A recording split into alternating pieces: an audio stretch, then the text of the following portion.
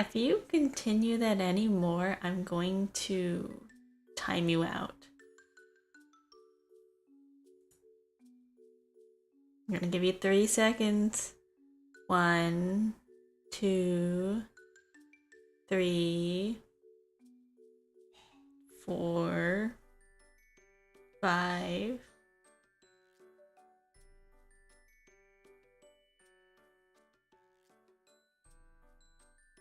I don't mind you chatting during the just chat, like during the waiting screen, but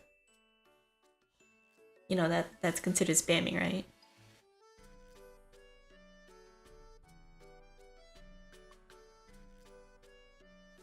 Also, it's really quiet here. BGM, what happened? Anyways, hello everybody, how are you? What is up? I literally just... I haven't even been gone for what? Barely even 24 hours.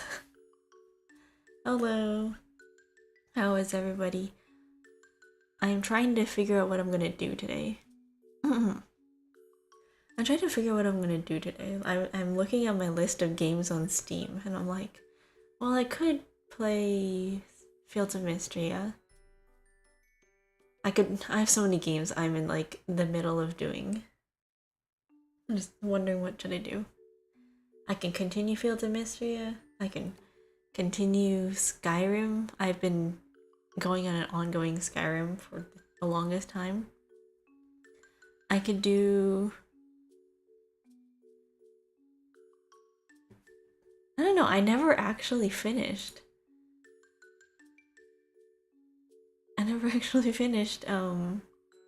What's that game called? Where is it? Fantasy Life.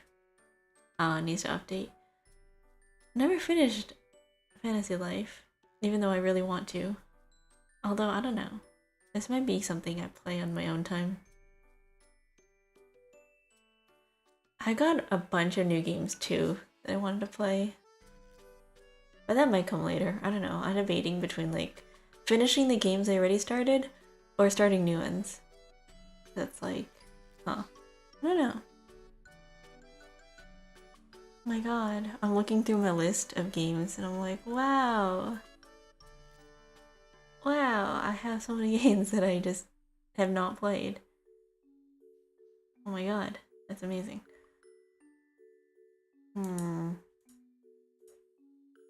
Oh yeah, I forgot. I had these games. Wow, that's amazing. That's so funny. I'm looking through these, I'm like, oh wow. I played these, or like I guess downloaded them such a long time ago, added them to my Steam library, never played. A part of me kind of wants to do puzzle game, and the other part of me kind of wants to do like,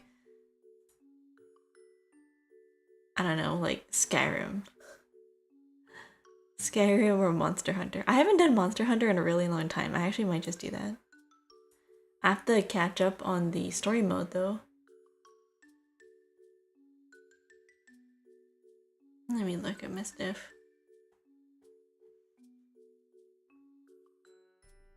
We might actually do that, yeah. I have so many games on here that I'm like, I don't know if I would ever play. Like, I want to, but then at the same time, I'm like, I don't know if I'd be good at it, and I don't know if it'd be fun. Like, I have a, oh my god, the Sonic the Hedgehog game. I have, like, Half-Life 2, and I'm just wondering, like, would I ever play Half-Life? I don't know if I'd ever play Half-Life. Maybe I'd play it once. I know it's good, but, like, I'm not very, like, big on shooter games. Or, like, Tekken. I've never actually played Tekken, to be honest. I haven't played Tekken, I haven't played Guilty Gear. I'm not really big on fighter games. When it comes to arcade type games, like fighter games, I haven't played them that often. The only game I have experience with is, let's see here, like Smash. I played Smash a lot as like a kid. Oh my god, I have Toho Misty Izakaya that I also never got around to. I play Dead Cells. Like, I don't even know. Was it once on stream or twice on stream? I forgot. I played that a couple times. I played Homicipher. I played Power Washer Simulator. I have Hollow Knight. Never finished playing it though. That map is too huge. Like, I get so lost.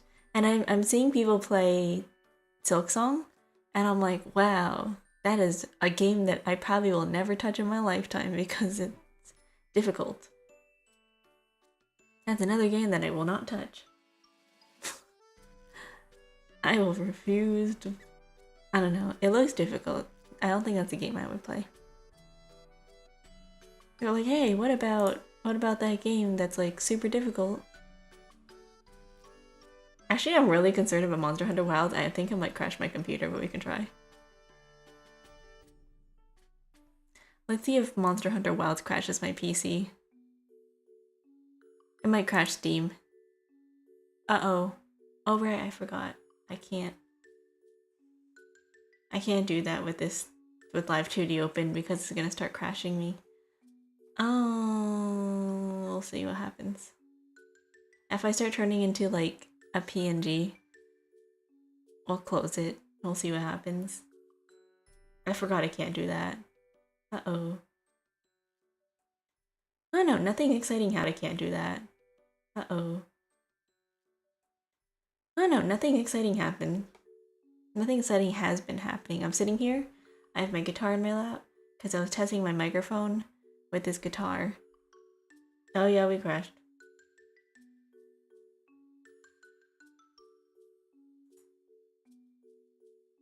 Never mind, are we back?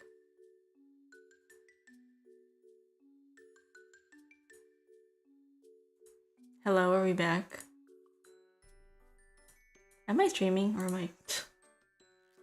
Oh no, I took down my own stream. OBS, hello? OBS, hello? Uh-oh. That's not good.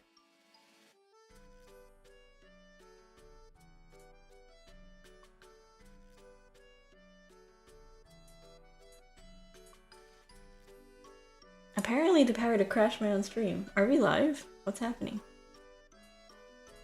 Oh god.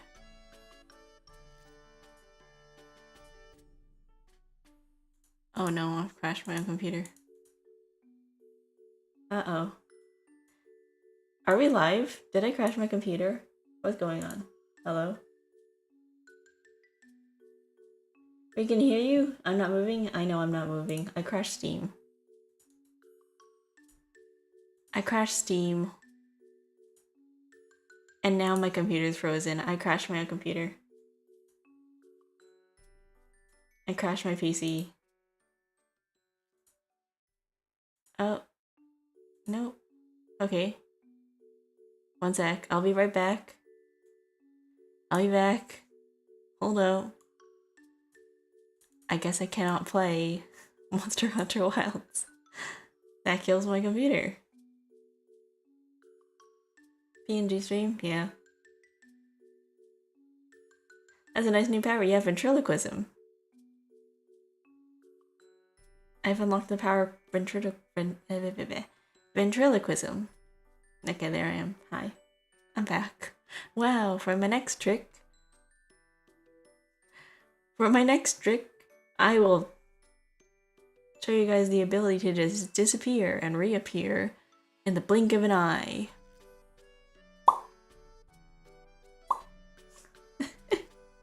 Hello. I don't know. I guess I can't play Monster Hunter Wilds. That is too resource intensive for my PC apparently. It just crashes me instantly. Honestly, a PNG stream would be a good idea. Yeah. I did actually... Did I get rid of it? I did. Okay, before I cleaned out my scenes in the past, I did have a PNG slash, I guess, look. I have been running it in low. I just have too much stuff running in the background for it to work. But yeah, PNG, I used to play Monster Hunter Wilds with PNG, but I don't know. Aren't you already ventriloquist because you talk through dolls you control? Is this a doll? Is my skin me? Am I a doll? I don't think so. This is just what I look like. This is what I am. No, I don't know. I have to... Well, I could try it again. We'll see what happens. It might crash OBS.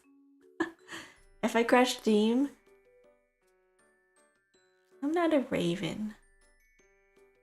I do have a Fuki. Ventriloquists can't talk for the doll openly? Yeah. I'm moving too much to be a ventriloquist. If anything, maybe I'm a Muppet. I've always wanted to be a Muppet. Let's see here. I have to be this.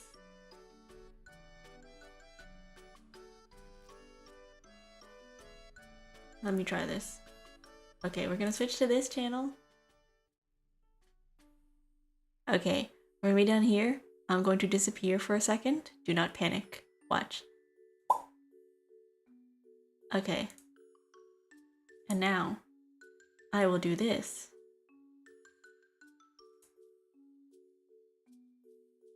Oh, right. Where am I?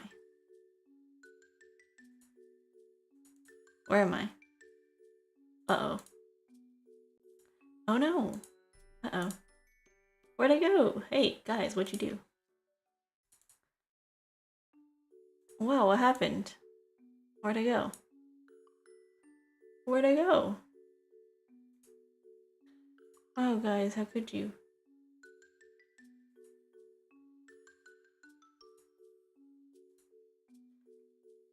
I'm gone. Holy moly, where'd I go? Where'd I go? Hello? Hello? Hello? Hello, hello. Where'd it go? I'm gone, guys. I'm gone. I don't exist anymore. Uh-oh. Hi! Hi, we're looking at a blank screen right now. I disappeared. Uh-oh. I'm right here, but I can't get my other thing to work. I don't know why. What did we do? I don't know. It's your fault. What'd you guys do to me? I can't get my VNG to show up. I'm disappointed. What the heck? Oh no.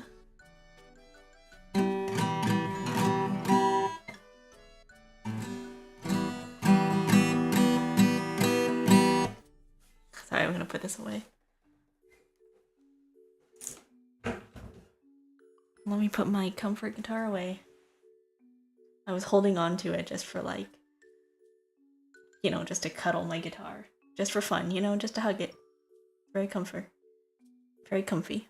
Nice body. Where did I go? I went to the void. Hi, Belle. How are you? Hello, hello.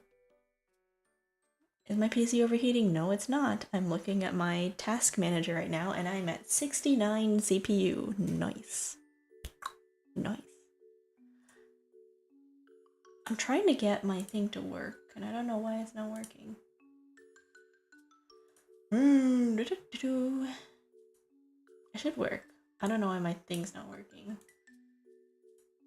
It should work. Hold up.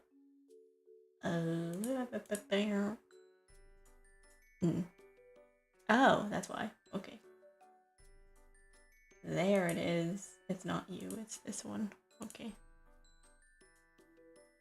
Wrong one. I was in the wrong one. Okay, there I am. That's not it. Stop. And let me add myself to this screen. Hold up. Hold up. Hold up. I exist. I definitely exist. I very much exist. I'm a real boy. I'm a real girl. Hold up. I can't find myself. There I am. Hey! Alright. Here I am. Okay. Hello. I'm here. Hi. Hello, hello. Okay, we're gonna have to be a PNG for this stream. Well, I tried to play Monster Hunter Wilds, so let me close this.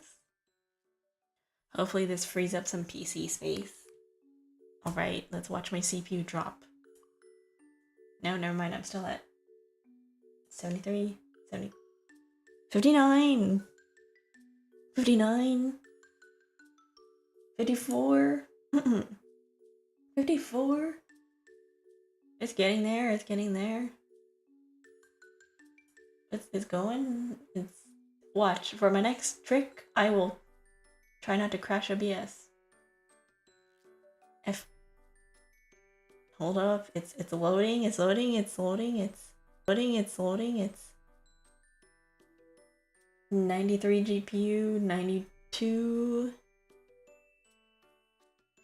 It's spinning. My computer froze. Oh god. Firefox just crashed.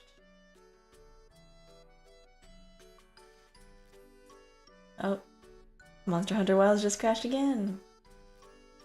Amazing. Oh no, let's try this again.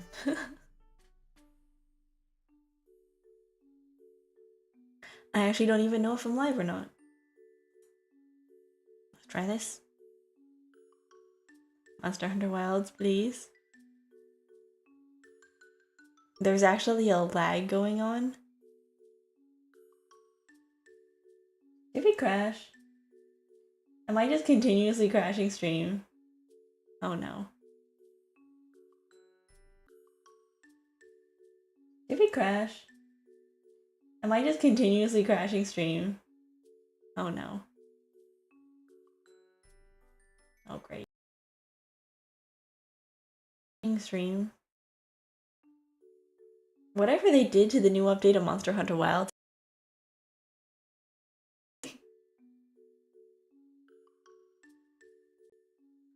Oh, it's working.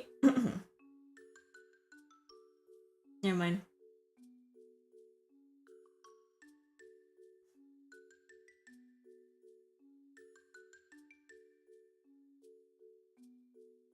Am I live? Am I back? Hello? Hi? Guys, I can't even see my own stream on Twitch dashboard. I am like 5 minutes in the past. Hello? Hello, hello. Uh-oh. System information just popped up. I'm looking at... Oh no. It's running tasks in the background. I can't tell if this is my own PC, or if this is OBS, or if this is my Windows. Is it the game? What is this? What am I looking at? No, that's the crash report tool. This... What are you?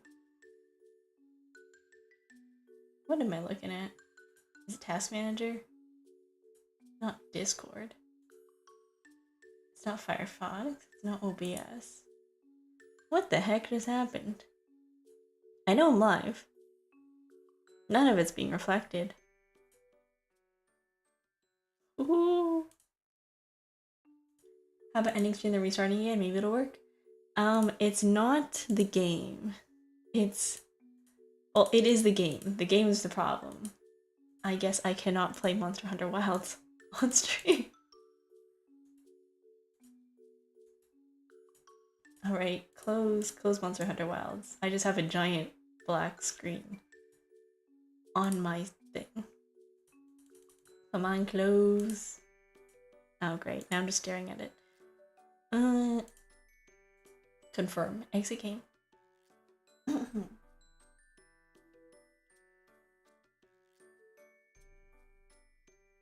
Alright, I closed Monster Hunter Wilds.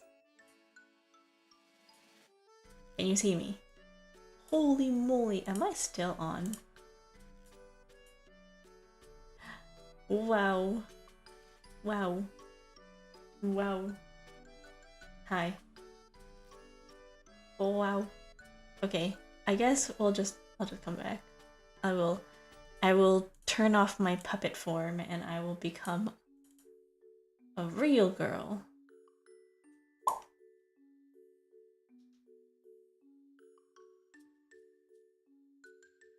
Watch this.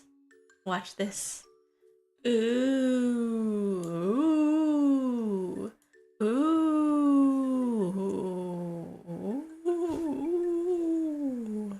Ooh. Watch this. Hello again. It's pretty wild. Wild. Yeah. Now the game just doesn't want to work. Guys, I have a potato PC. It's not even that bad, but I have a 2060 and it can barely run Monster Hunter Wilds. Barely. Like it's on its last legs. I can run Monster Hunter Wilds if it's the only thing I'm running, but because I'm streaming, I guess I cannot play it. Sad. But that's okay. Well, we'll do something else. What do you guys want to do? I have a lot of games. We can continue. Okay, start a new game or continue like a different game. Because I can do Skyrim. I can continue Fields of Mystria. I can start a bunch of games. I've got Paper Trail, I have Lake, I have... If you're wondering why my voice is just sounding dead right now, it's because earlier I was practicing my best metal growl, and now my throat is kind of like... dead. Okay, so the power I was talking about that I unlocked, I just went through like, you know those like anime girl evolutions, right? Like Pokemon evolutions. I discovered that I can do something really interesting, I guess. So for the longest time, I've always wanted to do like realistic zombie noises. That's my dream, guys. Realistic zombie noises. And so I would like practice and stuff, right? Because eventually I want to build up to do a metal growl. And then one day, like this afternoon, I was just chilling, making voices to myself, as you do, you know, as you do, chilling, talking to myself, being all like, haha, what if I like do this with my voice, you know? And then I discovered that I can do this. Hey guys. So there's that. I can speak like this now, if I really wanted to. It doesn't hurt my throat or anything, but it does make my voice kind of sound weird afterwards. Anyways, let me pull up a wheel. I'm gonna make like a really quick wheel, and I'm gonna see what I should do if I can't play Monster Hunter Wilds. Sad. I can say the most cursed things with his voice. I can say, Daddy likey. He likes them big. He likes them jerky.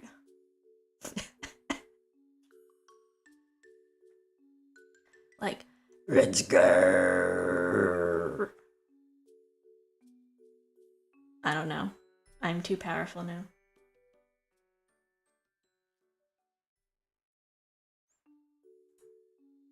Let me pull up my wheel, open a new one.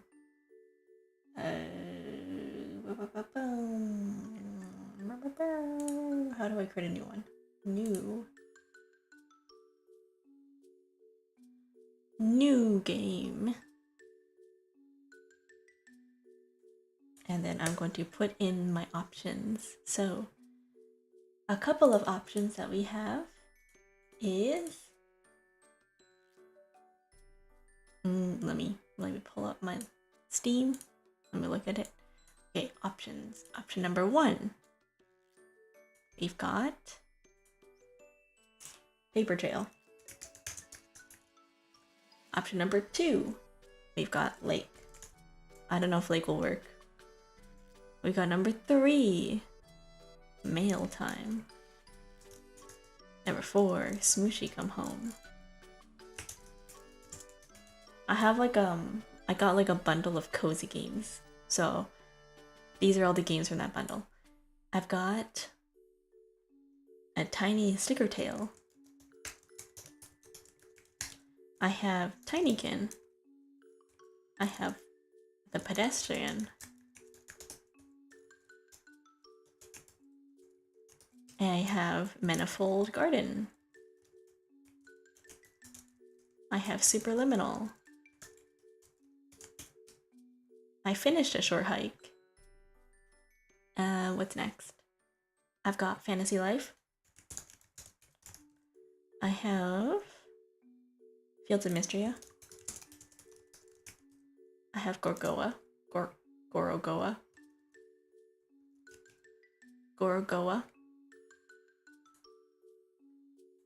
I have... I guess I have Homicipher. I can do Homicipher. I got Homicipher. I have Dave the Diver.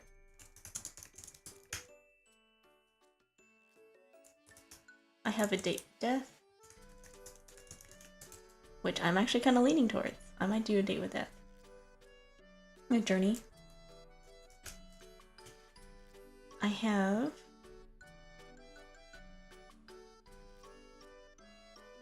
let's see here, what else?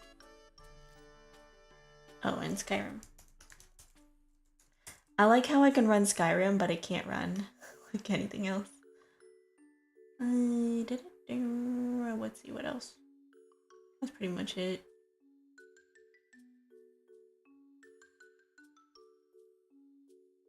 We could do... That's pretty much it, yeah. Alright, let's bring out my wheel. Let's see my background. Customize. Change it to pink. And my background, I want to make it green. Alright guys, watch this.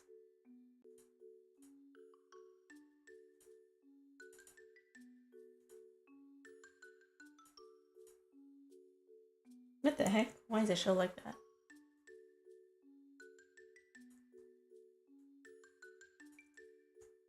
My wheel, it got cut off.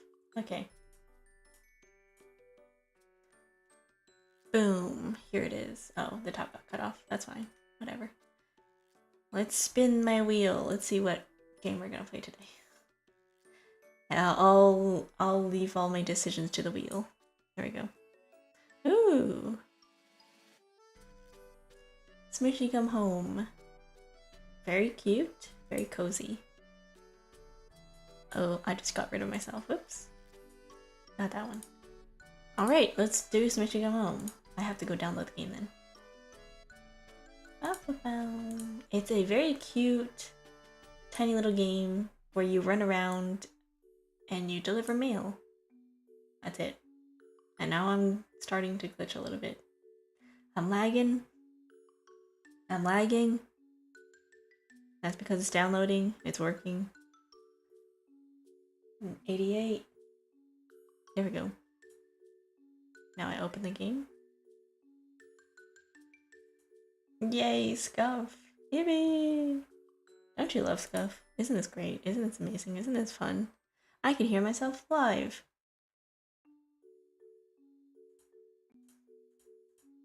Whoa!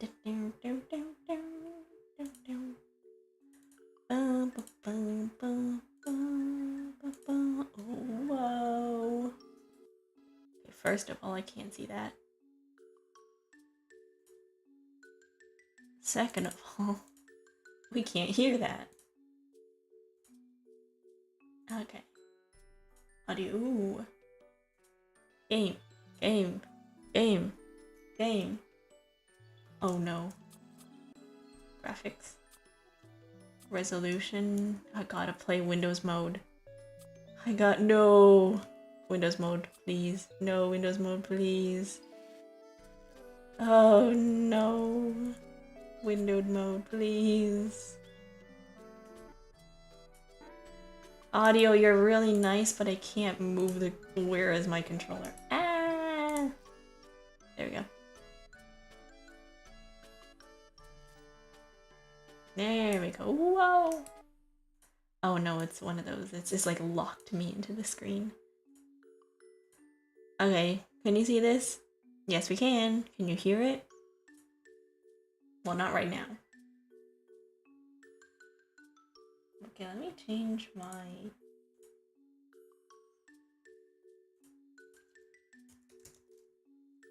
Yeah! Woohoo! Yeah, let's go! Let's go!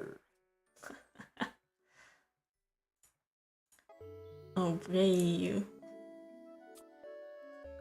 Can I play this on my controller? Good question.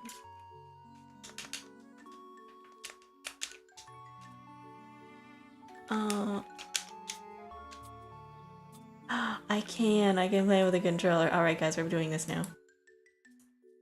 We're playing Smushi Come Home. Monster Hunter wouldn't work, so it's Smushi Come Home now. That's fine. It's a cute game. It's very chill, very relaxing, very nice. I will try to 100% this game. It's not a very long game. It's like... I don't even know how long this game takes. It's like a walking simulator, essentially. I wanted to play a game that I could like... Ow. I fell asleep face first again. It looks like Musho, Mishu, and Umi are out. I don't know what voice to give this character. Better go check on them. Oh, to be a little mushroom guy in a forest. Yippee! Okay, the controls are kind of weird and floaty, but...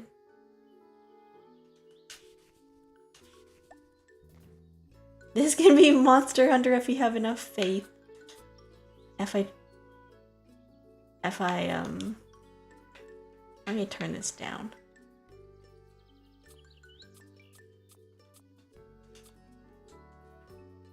Oh, that's so much better. Yeah, this is Monster Hunter if I fight things, but I don't know if you can in this game. I don't know. They added new stuff to Monster Hunter, right? So maybe that killed the game. It's too powerful. Hello! Hey, Musho. Oh. Morning, Smushi. What are you doing? Practicing my floating. I'm still too scared to swim out there.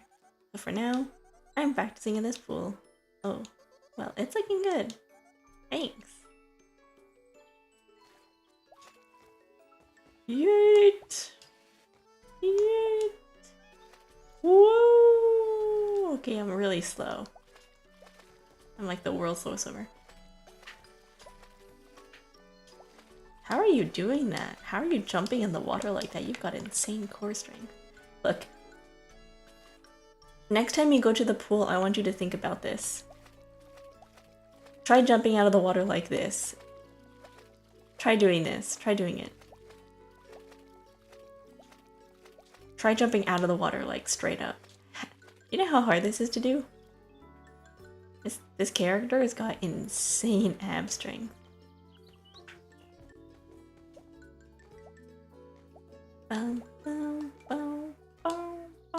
Okay, 1 second.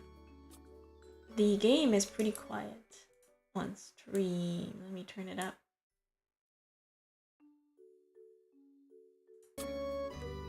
There we go. Well, let me make it louder. This looks like a really good chill game. Is it an indie game? Yes, it is! It's called Smushi Come Home. Very... basically it's like a walking simulator exploration type game. Where did you come from? Good morning, Smushi. Hey, Mishu. Are you working on a new drawing? Yep. That's gonna be all of us having a picnic. Oh, I like the sound of that. Don't look at it though, okay? It's not ready yet. I promise to shield my eyes from it. You have my word. Okay, good.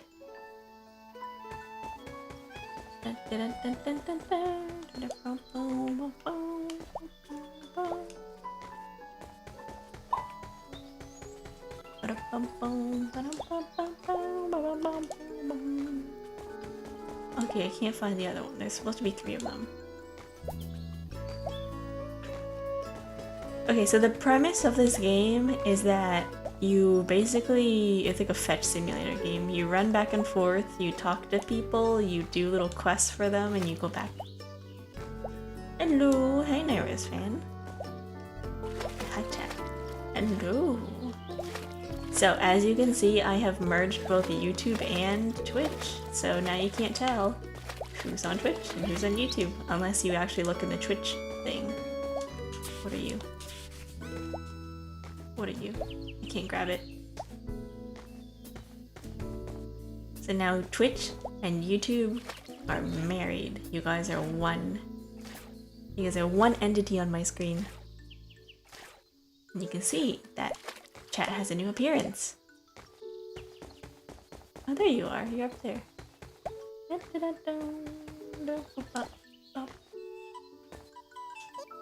Hey, Umi. Wow. Oh. Hey, Smushi. This seems like a cool spot to play your flute. Really? I'm kinda scared being way up here. What are you doing up here then? I lost Pokey.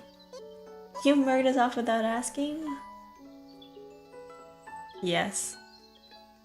Who? My pet ladybug. You named him? Of course. He's my best friend. I mean, that ladybug probably flew back home to his family. I don't think it was ever a pet to begin with. No way! I bet he's lost and scared out there. Umi, listen. Pokey loves it when I play the flute. He follows me around whenever I play it. So maybe he'll come back if he hears my flute. Pokey really means a lot to you, huh? Mm-hmm. Alright. I'll see if I can find him then. You'll help? Oh, thank you, Smushi. Here, take my flute. But don't you need this? I've been up here playing for a while now, but still no Pokey. Maybe you play it, he'll come to you. I guess it can't hurt to try. Thanks, Smushi. I'll stay here and see if I can spot him. Okay, there it is. Okay. I haven't used a controller very much. So when it's like, oh, press this button, I'm like, what button is that? And I have to press every single button on my controller to figure it out. Hello, Ladybug.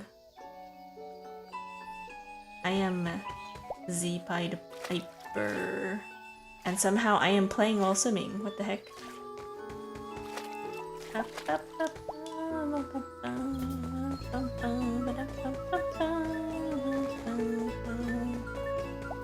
This is a very chill game. Fake gamer detected. Yeah, I'm not a real gamer. There you go. Oh, Pokey! You found him! Looks like Pokey's happy to see you, Umi. I was so worried about you. Don't ever leave me again, Pokey. I'm sure that won't happen to me. Pokey's fine with her family now. You're right. And family always sticks together. Yep. Now, how about we get down from here? Okay. Hey, Mushu and Mishu want to play with Pokey. Let's go see. Wait. What's that flapping sound? Uh-oh. Look at me!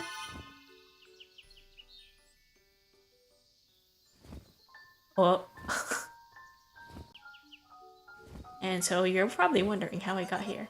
Smushi! Help! Oh no, we got kidnapped. So you're probably wondering how I got here.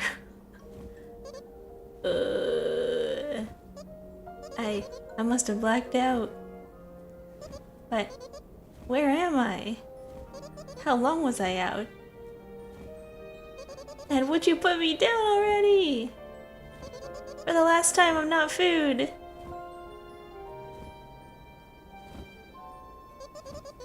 Why did we stop? What? Wait a second. Yeet. Wow.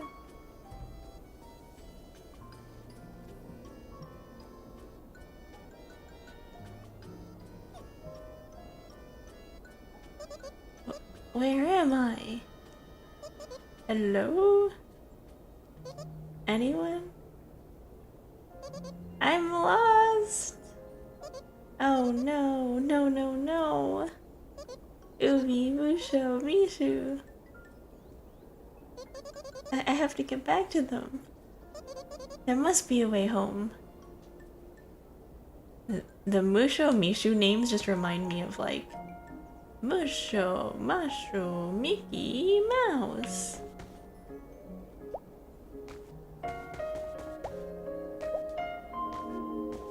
Oh, I have to go through this section. Okay. Yippee! I'm a tiny little mushroom. Yay! Oh, this is pretty. I like that. I like this color. I've always wanted to collect sea glass. Like, you know when you go outside and there's like sea glass, or not really when you go outside. When you go to the beach and then lightning hits the sand, sometimes there is like a chance of sea glass forming because of lightning, the heat. That's pretty cool. I guess I have to go in the water. Oh, I guess water physics doesn't work.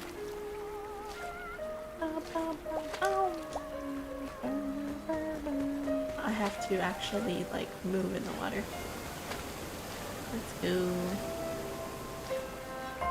I thought the water was gonna carry me like a slide, but apparently I have to swim. Unrealistic physics.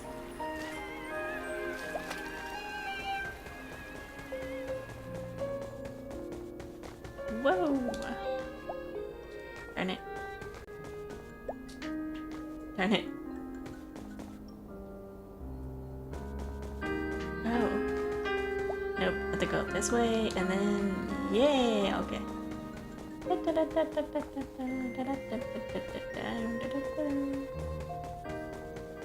Ooh! Tree lights. And for some reason there's a lot of bottles everywhere. What's down here? Hello. Excuse me. Hey there. Welcome to paradise, my friend. This is paradise? Ooh, yeah. Peace and quiet. Nobody around. You're just about to live the good life, my friend. I can't stay here. I've got to get back home. Oh. Are you lost? I'm very lost. I was taken from my home and my family just now. Well, where do you live? I'm not quite sure. But it's near a lake. Is there one nearby? There isn't a lake around here, but there is a river in one of the nearby forests. Maybe it'll lead you to a lake. Well, I guess I could try finding this river then. Ah, don't get so down now. You want to get back home, right? More than anything. And you've got to be strong, confident, and importantly, brave. But I don't even know what's out there. You can fear the unknown all you want, my friend, but it won't get you anywhere. So instead of fearing the unknown, embrace it! You're right. I'm gonna do it. I'll find my way back home no matter what. That's the spirit. I know you've got what it takes, so I want you to have these. Here, take this. You got tools, the explorer. These should help me get around easier, I hope. It's like a glider. You'll be soaring through the skies and climbing on almost everything with those. You'd really let me have these? Oh, sure. My days of adventuring are over, so I'm ready to pass them on to someone in need. And that's you, my friend. Just follow this dirt path and keep an eye out for that river. Okay, I will. Thank you so much. My pleasure. Hell yeah. Hook onto surfaces by jumping onto them. Once hooked, jump again to spring upwards. Oh, cool. Oh, I can only double jump. Glide with your leaf by holding the jump button. Oh my god, this is Breath of the Wild.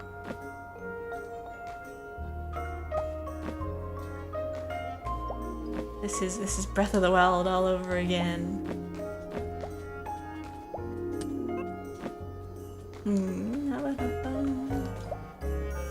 What's this? This crystal rock thingy is in the way. Maybe I could smash it with something.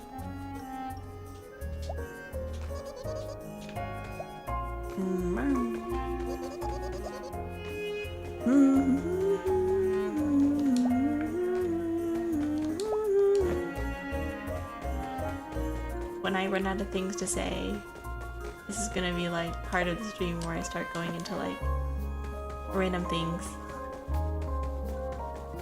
that I listen to that get stuck in my head.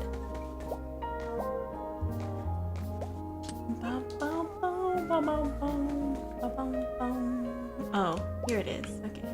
I see where I'm supposed to be going. Give it! Oh. I can't get up there.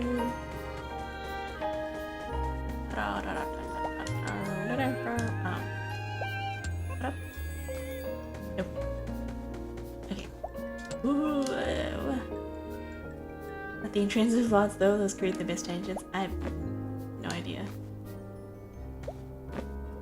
Half of my streams just be like that. I'm like, what am I saying? A tool of mining. Ooh, this thing is strong. I bet I can smash some rocks. It's like one of those Allen keys.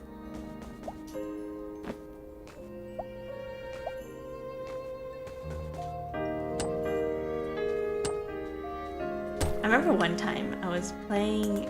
Ooh, rocks. Shiny. Nice. It's probably gonna be like a thing that I can buy stuff with. Maybe upgrade. Like upgrade a tool with it, probably. My stream is nothing but tangents, you know? There's nothing that goes on but tangents here. I remember one time I played I forgot what it's called. I played Measly No. It's like one of those puzzle games, right? Hook on the surface by jumping once. Okay, glide. Where am I supposed to be going?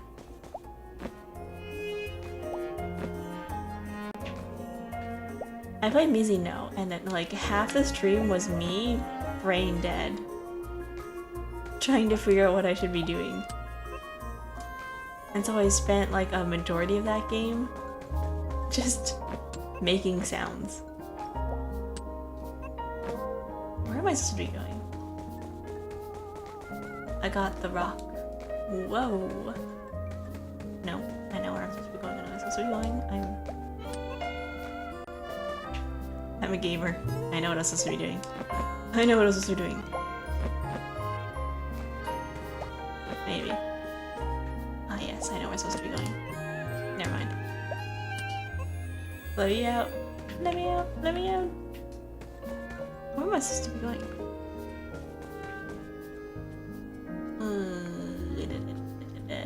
Apparently can't climb up this very climbable area.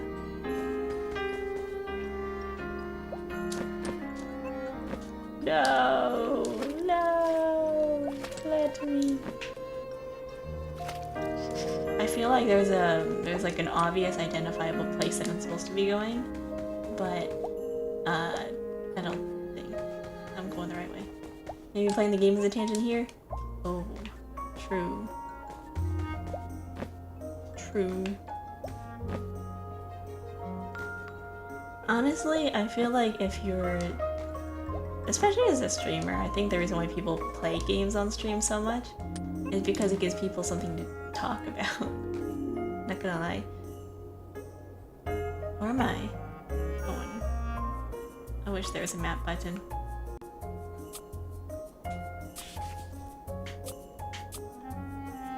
There is a river nearby that could lead to a lake. Okay, that's not very helpful.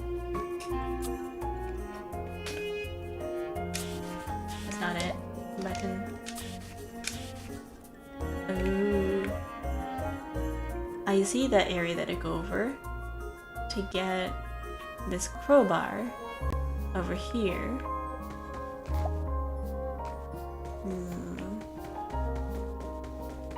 Can I go into the tunnel? Oh, never mind, I'm dumb. View items and get more from your inventory by pressing Y. Okay. I was like, there should be a place I'm meant to be going. Or yapping out of thin air is difficult. Yeah, for some people. I don't know, when I stream and then I can't remember what to talk about, I make like a list of stuff to talk about in general. How did it suddenly get to spring when it was winter before? This feels very calming to watch. Oh yeah. Looks like someone left a map here. I guess they don't need this anymore. Take map. Finally I have a map. Holy moly. Whoa. I can't zoom in.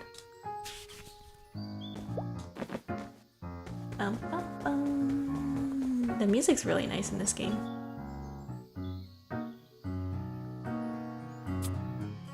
Let me increase it. Let me increase the volume even more. Okay, how does it sound? I want you all to hear the music.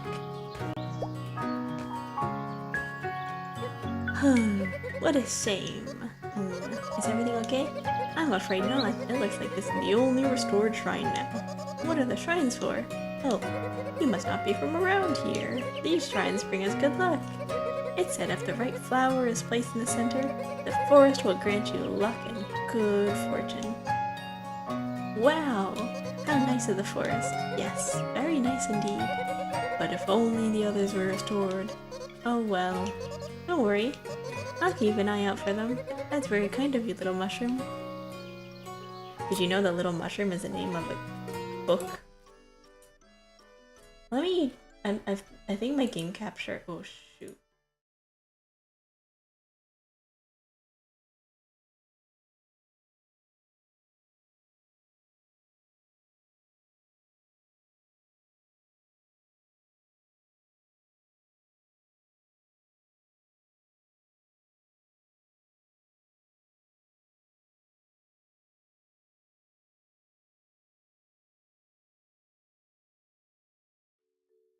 Oops. I did not mean to do that. Instead of going to, like, studio mode, I clicked my game thing. And I changed it to the scene that had the game. Oopsies. I was like, oh wait, you guys can't hear me. I have to resize the game because I was gonna say, you guys can't see the actual, like, a good quarter of the screen. It was really zoomed in. I want to be able to yap freely, my brain is too contaminated by polarizing topics. Honestly, I don't know, say whatever you want, it's your own stream. If you want to talk about whatever you want, sure, go ahead. But I honestly think it's like easier. Whoa, what is this? Oh, you're so cool looking. What are you? A snail? Oh my, another mushroom species. Yes. It is I. And what species are you? The Smushi species, I guess. Smushi species! This is a new one for me. I must record my findings. But alas, I can't do anything without a new writing tool. What do you mean? Well, I'm a mycologist, you see. And I record my research of mushrooms in my journal, but I am unable to record any data. How come? My writing tool is withered away, it seems. Maybe I can find one for you. You'd do that for me? Sure. Once again, the mushroom species amazes me. I'll be here if you happen to find one. I love games like this because then I get to practice like saying the weirdest things and the weirdest voices. Here you go. Ooh, rock. You found a spore of energy. I feel a strong energy from within. Also, it's sticky. I like to pull out my random assortment of voices. That is my old man voice. You found a tool of writing! Ooh, pointy. It makes me feel academic. Hold up. You found the tool of writing! Like a sports announcer. You found the tool of writing. Clean up in aisle 12. I gotta go now, it's getting late. Permission to log off? You don't need my permission. Feel free to do whatever you want. Good night. Thank you for stopping by.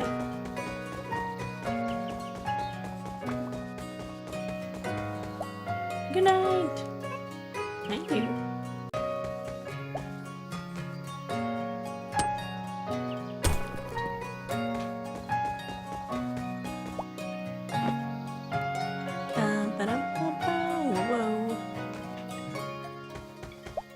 Okay, I have to go find a green leaf for this thing.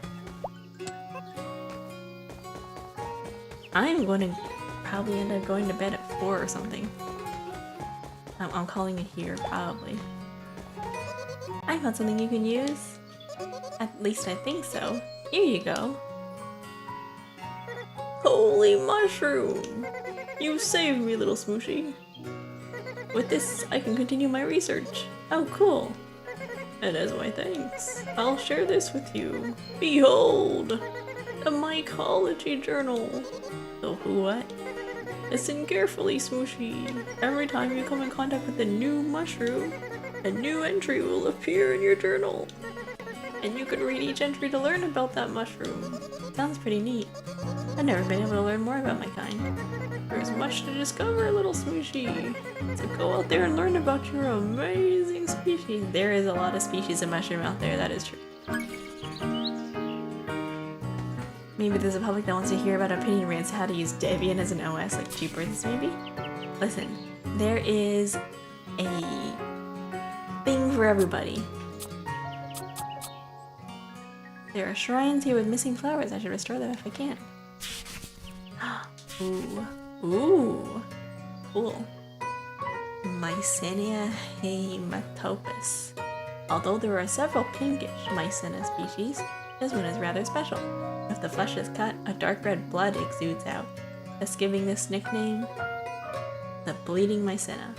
Like most fungi, this species is saprotrophic, meaning it obtains nutrients from decomposing organic matter.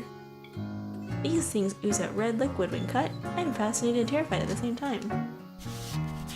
We get mycology in this game too? That's cool. Yeah, it is. We get to learn about mushrooms.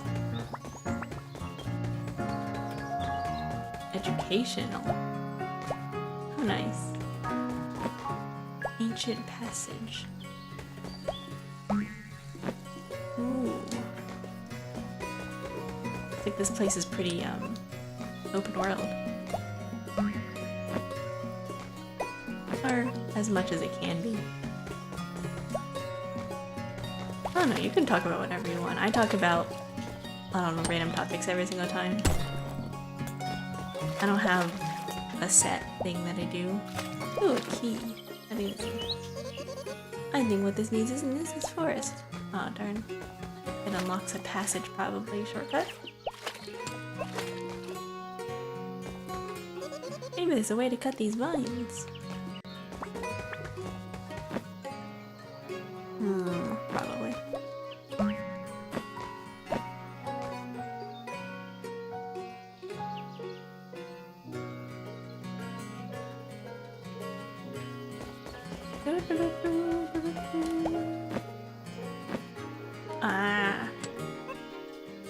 I like your streams, they're oddly educational. Yep. I talk about different things. Why are is these glass bottles all over the place?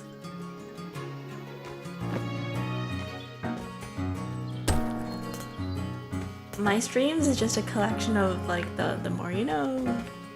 The more you know. Which isn't bad. Like, if you ever get the opportunity to, why wouldn't you? Why wouldn't you, oh no, take the chance to learn new things? I do like that this game does have, like, mushroom facts. Whoa. I wanna get up here. Yeah. Yippee! I was trying to play Genshin the other day. Holy moly, where are you? Hello. See any purple crystals around here? Well, because they're very powerful. Really? They just seem like regular crystals to me. Fool. They hold great power. Power that only mushrooms can harness. Oh, well, I am indeed a mushroom.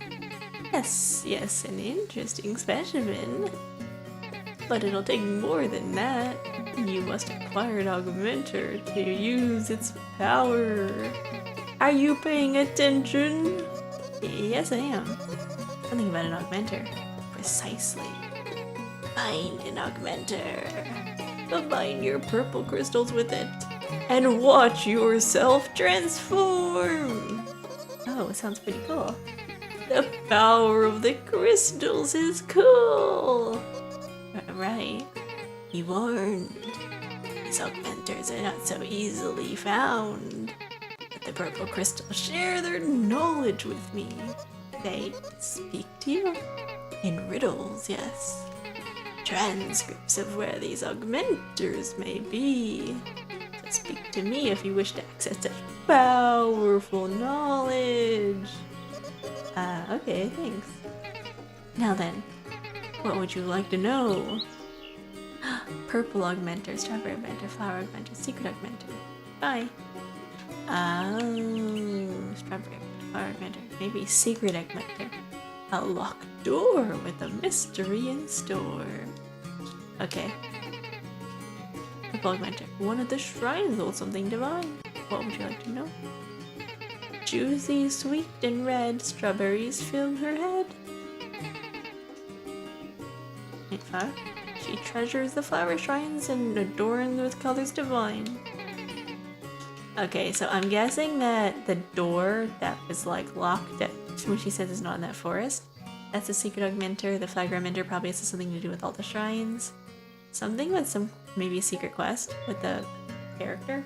And the purple one, what was it again? Oh, one of the shrines. Don't forget the power of the crystals, that's cool! Yeah, thanks. Mushroom.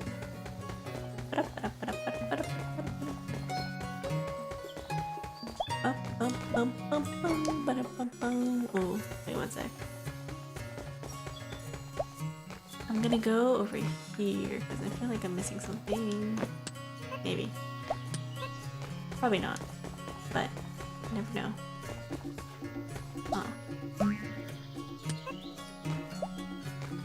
Yeah, over here there's like that secret door passage, and over there is the locked thing that I need to cut open.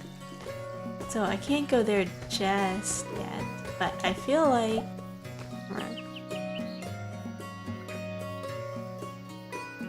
I think I can go here, maybe? Yes, I can make it. There's something down here. Ooh, there's something purple.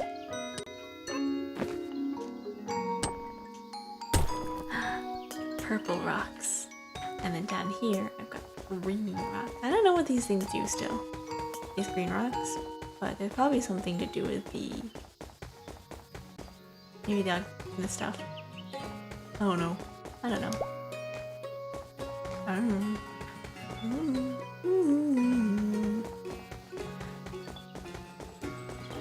Sometimes I listen to music and I'm trying to like... When you listen to music, do you listen to the lyrics or do you listen to like the beat?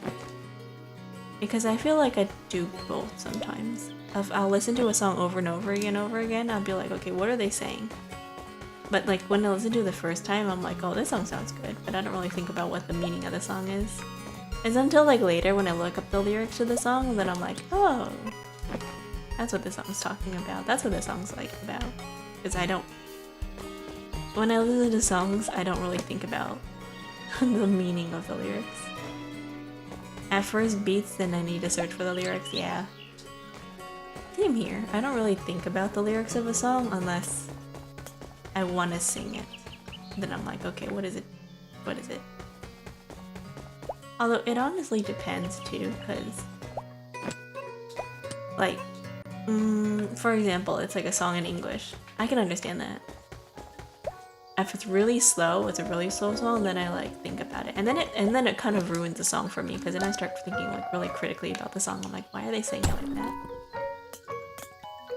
And then I'm remorseful because the lyrics are awful, yeah. It's like, why are they saying that? The gosh, I don't remember what song it was. There's a lot of songs out there, like the early 2000 songs, where you listen to and you're like, wow, whatever the meaning of this song is, that's horrible. Why did they say it? Why did they say that?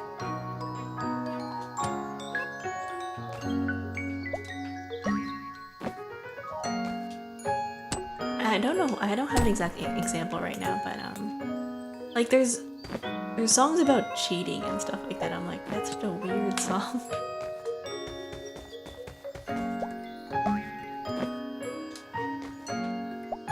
Or just songs that are just talking about really weird things. Okay, so I have to get this flower in here for that one shrine. Okay.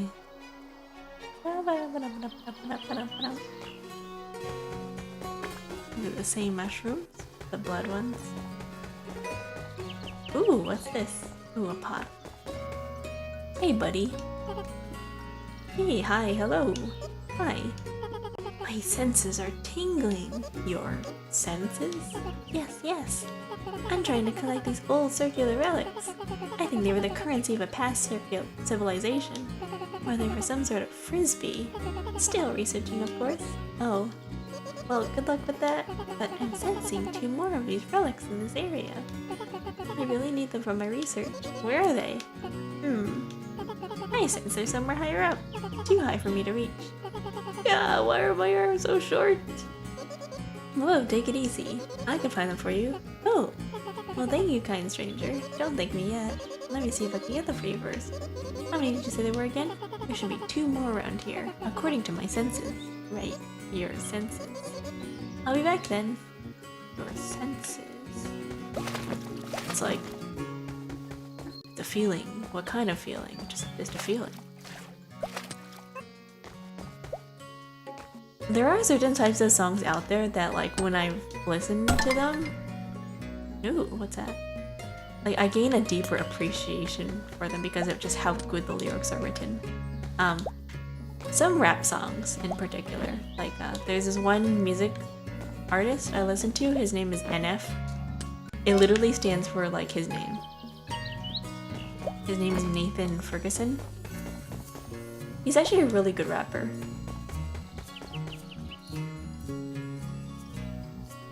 But a lot of his songs are talking about like his own like music journey and all that.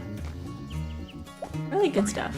If you like rap, like not mumble rap, but like actual rap, like I don't know, early 2000s Pitbull kind of rap.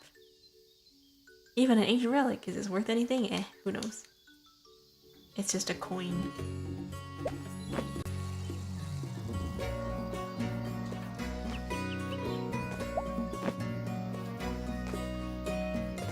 There's a couple artists out there that I like that balance the whole music and lyric thing. I know nowadays I don't know, I feel like the music industry kind of has transitioned towards, we don't care about lyrics, we're gonna have 50 repeating words. It's just, the song is just the same phrase repeated 20 times, and then there's no verse, it's just the same chorus over and over again, and you can tell that they just gave up. I wish I liked rap. The wordplay is so clever and some artists are very grounded. Yeah, there's a lot of good rappers out there.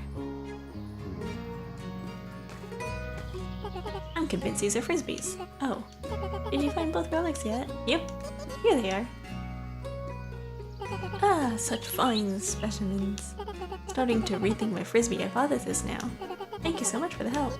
No problem. I've got about 20 of these green crystals on me. Please take some with you. It's the least I can do. Oh, thanks. Now then, time to analyze these relics. Ah, nice. I got an achievement.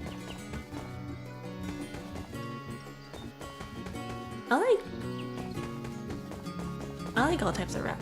Honestly, one of my favorite artists, not a rapper, just in general, is Kenshi Yonezu.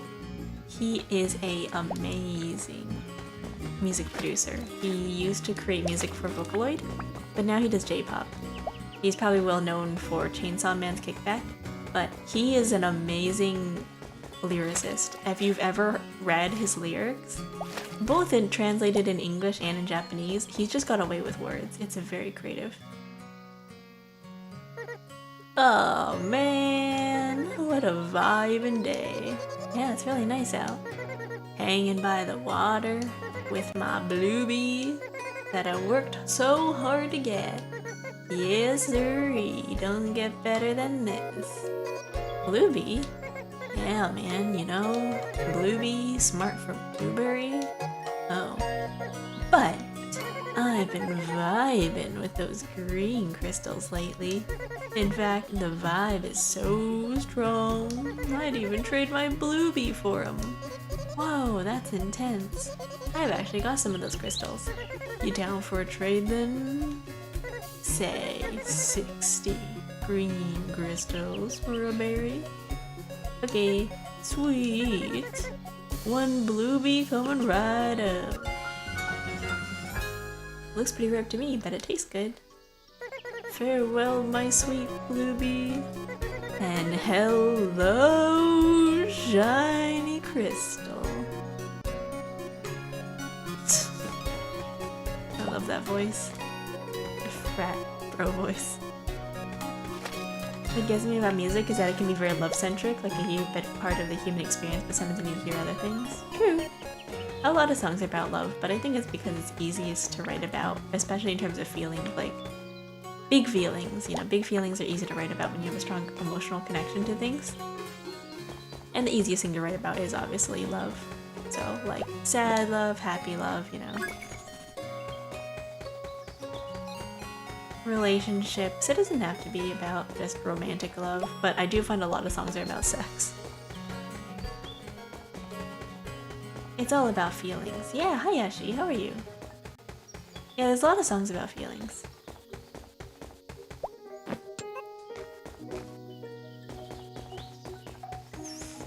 That's one of the reasons why I like Kenshi Yonezu.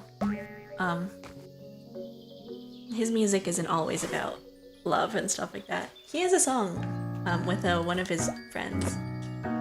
Killing myself? Why? He has a song about childhood friends, actually. It's a really cute song. It's called High Gray and Blue, I believe. I forgot the Japanese word. It's like Hairo to Ao. Gray and Blue. Where am I going? Then you get Iron Maiden talking about how a pharaoh can't escape death and is not a true god despite all the power he tried to amass. Ooh. Audio issues? Oof.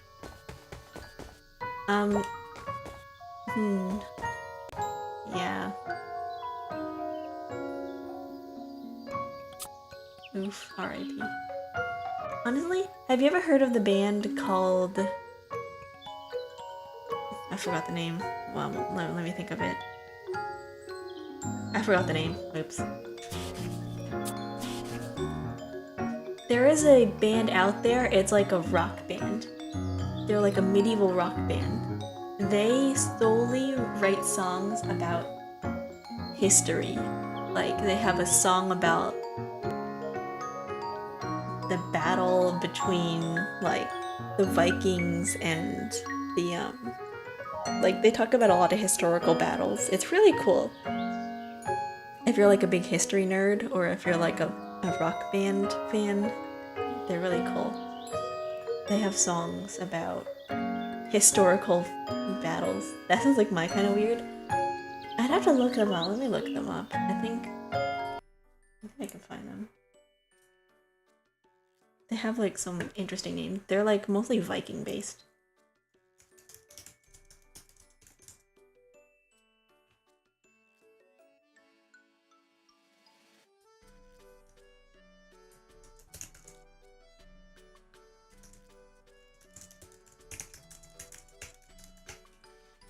What are they called?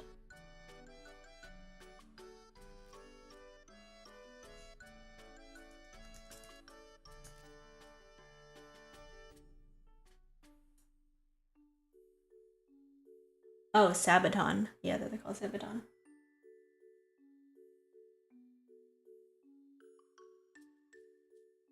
They're Sabaton. There's also a one. I know there's like a specific like there's a Japanese band that do the same thing, but I forgot what they're called. Yeah, if you look up Sabaton, that might be what you're interested in. Voluptuous Glosiophilisis. This large mushroom is commonly known as the big sheath mushroom, with a cap of about 5 to 15 centimeters in diameter. The top of this mushroom's cap is markedly sticky when fresh, so touch with care. I tried saying the name of this mushroom quickly 3 times in a row. It was a lot harder than I thought. Full mushroom. So, you know about them? They write about war. I'm a big fan, actually. Yeah, they talk about a lot of topics. Hypholoma capinoides. This species grows in clusters on decaying wood and is easily spotted with its cinnamon orange caps. Take caution when foraging for this species, as they're easily confused with a poisonous sulfur tuft mushroom. These are always growing in groups. I wonder if they ever get tired of each other, like what happens if they get in a fight. Do they just stare at each other and get over it? Well, if they're stationary. Okay, that's you. Oh. And a lot of like historical stuff. I forgot what. There's probably other bands out there about history, like Metallica. I don't know. I like rock. I like metal. I don't really listen to a lot of screamo metal though. I'm more into like classic rock. Anemone Woods, Ancient Passage, Myrtle Pools. Okay, what's this way? I don't know if I've been this way. Oh no, I haven't. Nice. Blue mushrooms.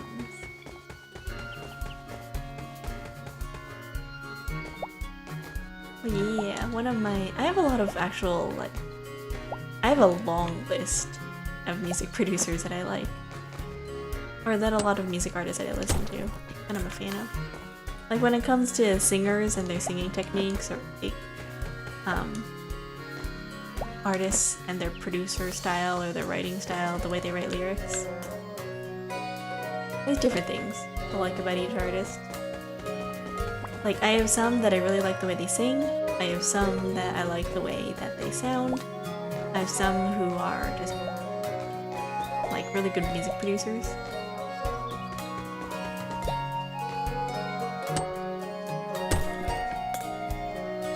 Like, I don't know.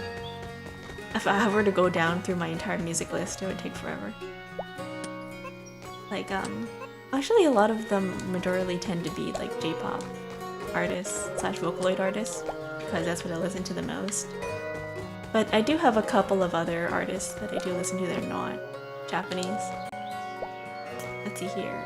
Carmen.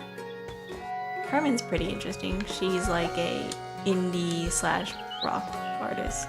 I wouldn't call her rock specifically, but Band of Elasticity. Can the slingshot me home? Probably not. She has a couple of really interesting concept artists, like albums. Like, for example, she has an album where she wrote a song for every single character, or not character, sorry. Every single zodiac.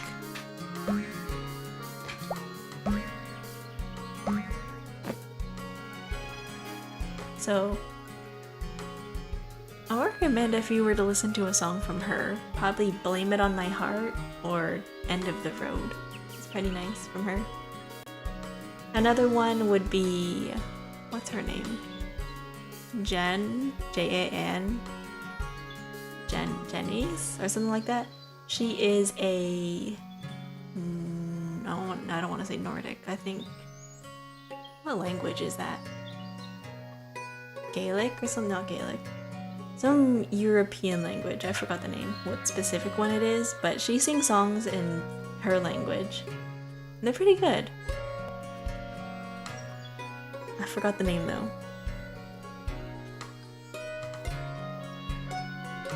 It's like, I don't know. Maybe Russian? I'm not sure.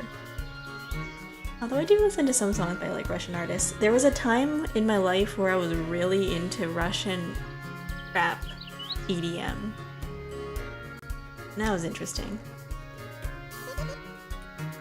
Excuse me, for the last time, I am not a strawberry. Thank you and goodbye.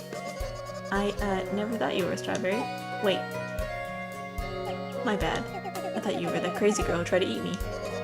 I definitely wasn't trying to do that. I was just wondering if you've seen any blueberries around here. Blueberries, eh? I can't say I've seen any here, but you could always check the crystal caves. Crystal caves? Yeah, stuff falls in there all the time. Pretty sure that cave is magic or something. I mean, the crystals flipping glow in there. Explain how that works. I really don't know. Magic. Oh. Well, where is this crystal cave exactly? To my right.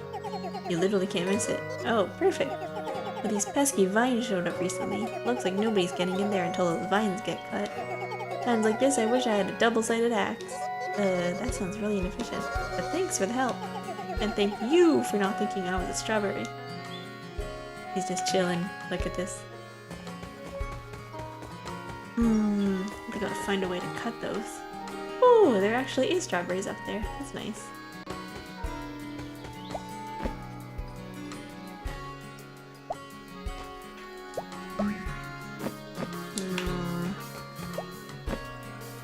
Maybe I have to go this way. Towards the beach? There must be some quest about a blueberry. Bullet Beach.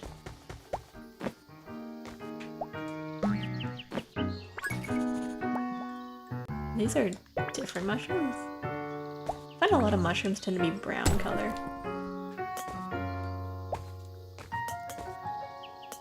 There's some people out there who really don't like mushrooms. They're like, oh, I can't stand the taste and the flavor of them. They're not bad.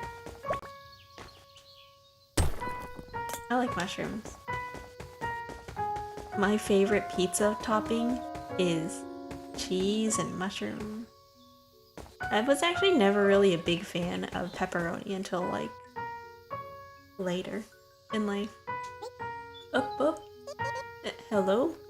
Oh ho ho! Another apprentice! Come to learn the ways of the blade? Actually Hop! Do not fear the blade, squishy mushroom, for it is not a weapon, but a tool! What is going on here? I am a master of said tool, and said tool holds great power. Power that must be shared. Shared? For a small price, What exactly is this blade thingy for? Paths may be blocked, souls may be dropped, but the ways of the blade can free them. A slash here. Hiya! There. I guess it sounds pretty useful. What's the price for this blade tool thing? The price you ask? Oh. I merely request green crystals in exchange for such awesome power. How many do you want? 30 green crystals. No thanks. That is quite the tragedy. But My offer shall stand if you choose to return. Yeah, I don't have 30 yet. Gotta explore.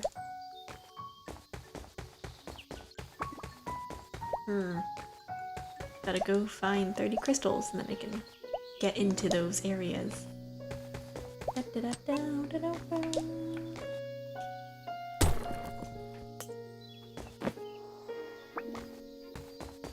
Oh, big fan, you say? Haha, big fan. What is this?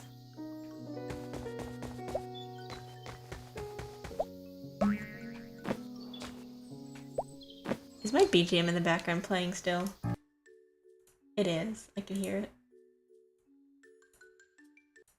Why is my BGM on?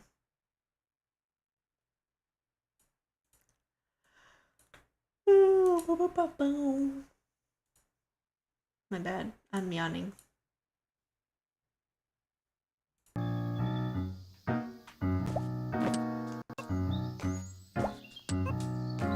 Darn it. Okay, I fixed the issue. What is the issue? What was the issue, Yashi?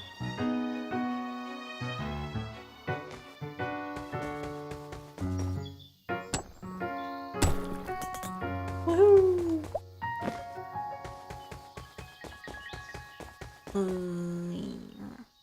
That's a weird thing.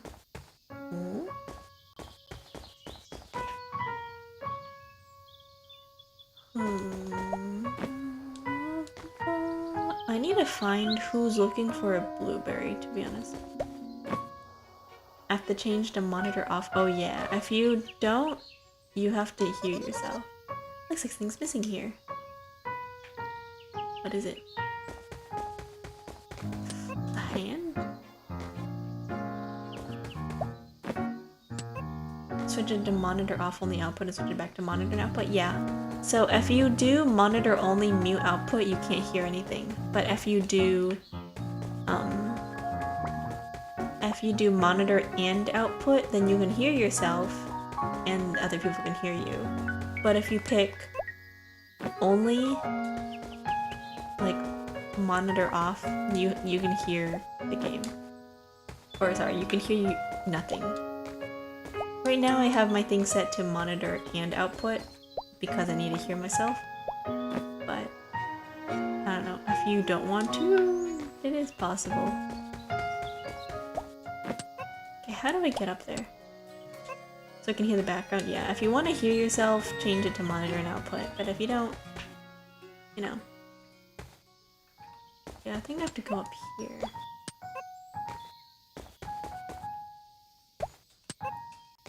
Bum, bum, bum, bum, bum, bum, bum, bum.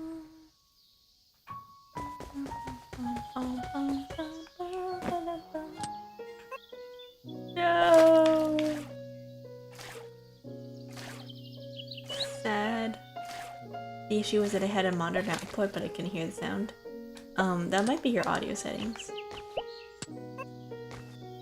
It could also be your audio settings too, because sometimes if you don't have the right audio output device set, you won't be able to hear.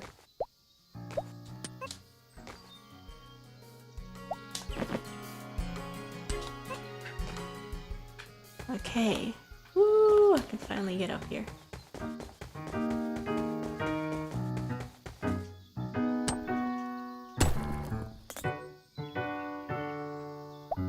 I think I was trying to say this yesterday, but I don't know, one of these days I should do like a list where I go through all of my things so that people who because I get this question a lot all the time on stream. It's like, what do you play? What do you do for fun? What are your hobbies? What do you like to do? And I say it in my Twitch About section, but I don't have like an actual thing that says anything. It may be useful to just go through something and list all of my favorite animes, all of my games, all of my favorite games, all of my favorite TV shows, mangas, stuff like that. And be like, oh, cool, this person's interested in this. Or, I don't know. It's a more condensed way to be like, oh yes, we vibe, versus I don't know, going through each thing individually and being like, you have to watch all my streams to figure out who I am as a person and what I like. I remember a long time ago I did a stream, or like I did a little bit, part of a stream, where I talked about every single character. I talked about my favorite characters in games, and then chat was like, oh, you have it tight. I was like, yeah, I know. It was so funny. I was listening to all of my characters that I liked in games, in media. I was like, oh, this is my favorite character, and then this is my favorite character. I like this character, and I like this character, and they're like, yeah, you have a type. This reminds me of Pikmin? Yeah, a little bit. If they ever asked me stuff like that, I would probably say shooting things and exploding stuff. Yeah. They're not bad. Well, I used to be a puzzle streamer. I used to say that as a joke. Because a lot of games if I had nothing else to do, I would play puzzle, like jigsaw puzzle games.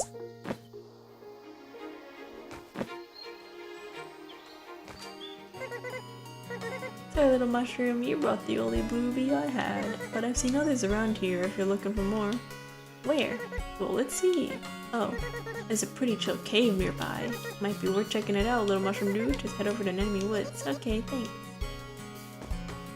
Darn it, I don't have enough gems. Did I soft lock myself? I hope I didn't. I feel like this is the only way, and this is like, I was supposed to unlock the sword thing first, get more gems, and then talk to this guy for his blueberry. I might have soft locked myself. This chair has a little cushion that vibrates. Ooh, nice. Massage chair.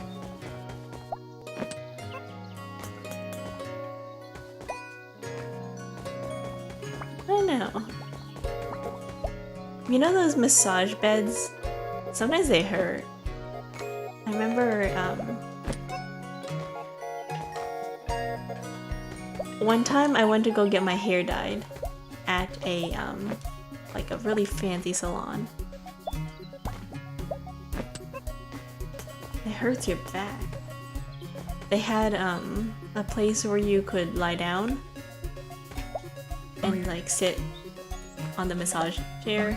And they turned the thing on, and they had these, like, I guess what are they called? They had these, like, these really hard rolling balls that moved in the back. Oh my god, it was so weirdly uncomfortable. I was, like, lying there, and I was just, like, feeling the thing grind into my back, and I was like, ow. Because it really hurts. But I didn't say anything to them. I was just like, okay, I don't know how to turn this thing off, so I'm just gonna lie here and then, like, try my best to avoid it.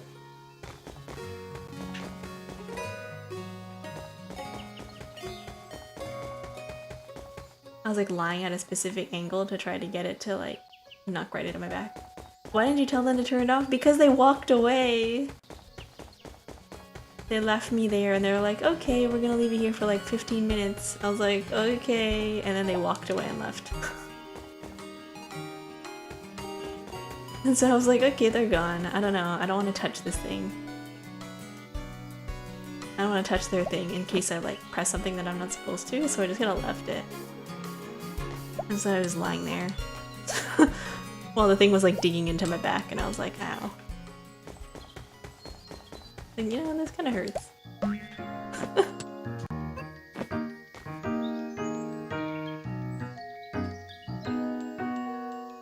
I think I've been this way before. I don't want to be a slight nuisance, better suffer for 20 minutes, yep.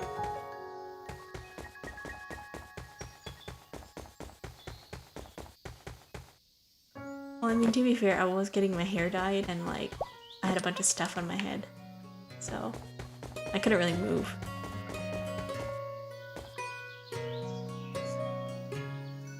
Okay, how do I get up there?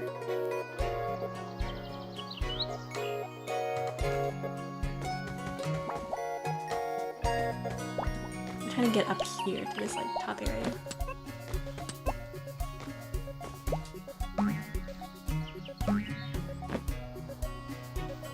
Okay, here we go. And then here. Hey! Hi there! A mushroom using the strength of the winds! That's not something you see every day. Oh, you mean my leaf glider? It's been pretty useful, but it could be better. I'm gonna say yes. Allow me to help then. How? Us forest wisps use the essence of the wind. It breathes through the forest, bringing and taking life as it passes. Whoa, that's really mystical. Yes, very mystical indeed. Here, take some of mine. Ooh, essence of the wind. My glider feels a little stronger. I should find some more. Thank you so much. You're very welcome, little mushroom. Nice, for free.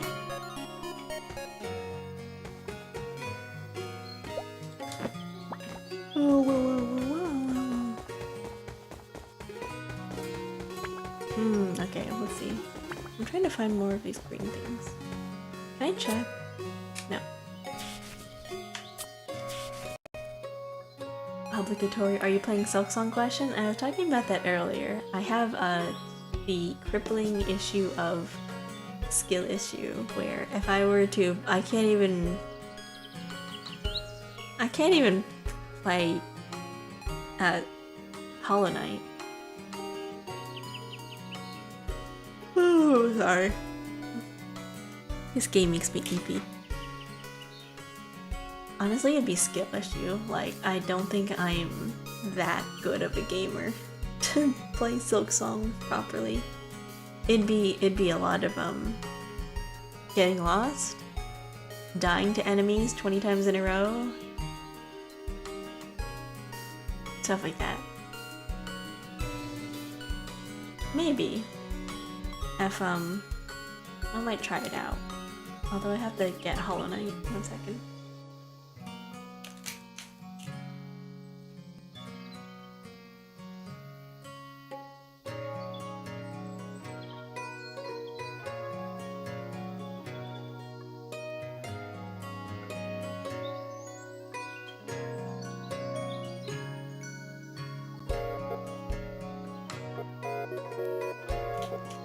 There we go.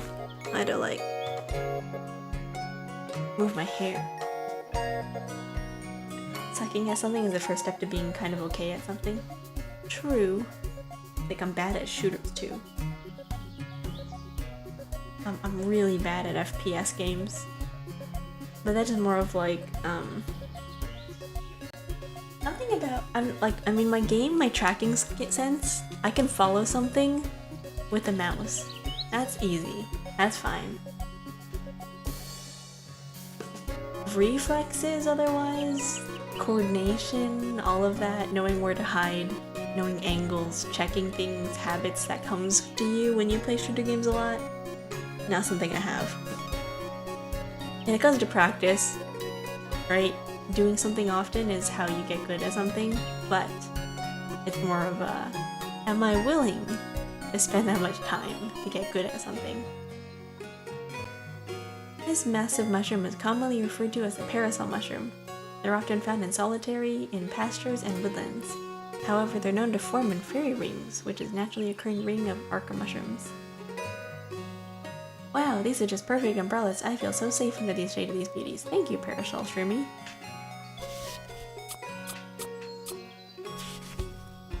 Entoloma hochderi. Entoloma hochderi, also known as the blue pink gill. Oh, another pink gill. It's a small and delicate species, yet it's quite distinctive with its all-around blue coloration, truly a sight to behold if you come across one. The blue coloration could potentially be used as a natural blue dye, but further research is still needed. These blue mushrooms really stand out, almost in a showing off kind of way. Wait a sec. Are they blue to make other mushrooms jealous? Oh no, it's working. This is actually really cool. The color blue, naturally, it is really rare to find in nature. Most things in nature are like a shade of purple, not really blue. That's cool. Things that are blue colored.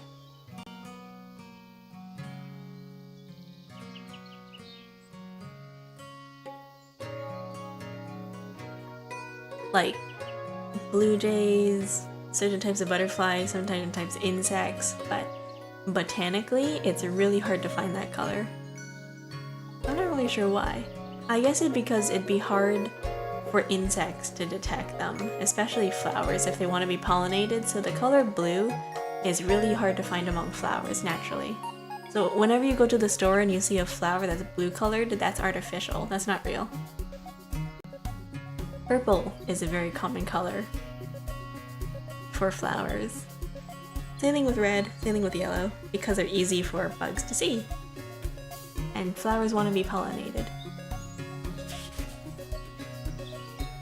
Chasuporus piperatus. Nicknamed the peppery bullet, this mushroom is quite easy to identify with its beautiful orange spores. Although edible when thoroughly cooked, the mushroom has a very peppery taste, hence the name peppery bullet. Wait, why are there notes about the mushroom's flavor? I'm scared.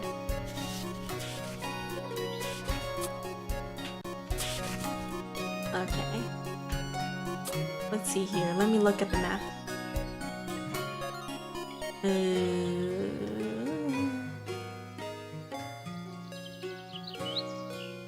Oh. Where am I right now? I'm by the Myrtle Pools. I'm trying to get to the Crystal Caverns, but I think it's blocked. I haven't been down this bottom corner yet, though, by the Mycena entry. Well, maybe I'll go down that way. Haven't explored that direction. That's what I would say, like, if you want to get good at something, just do it often. When you see people and they're good at something, it's usually because they've just spent hours doing something. Which isn't bad.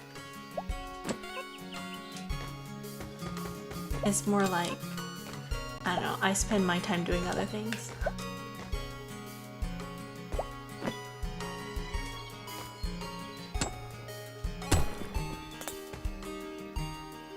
So, I read a lot, for example. Reading is like a hobby that I do a lot. So, does it help me?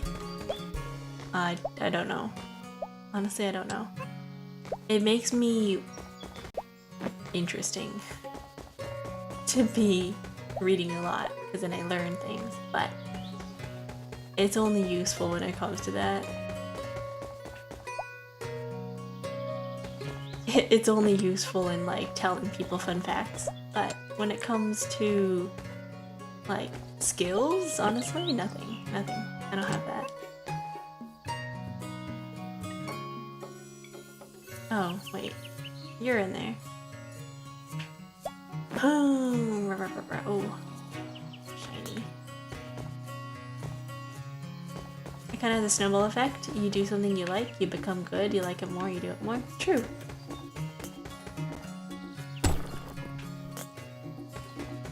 Okay, I have to go back to the beach area.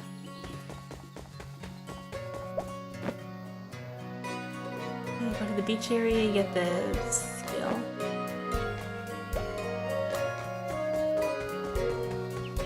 I guess so. If you do something and you see progress in it, you're more likely to do it. You're like, oh, I see myself getting better. I'm gonna do it more often because I want to get better.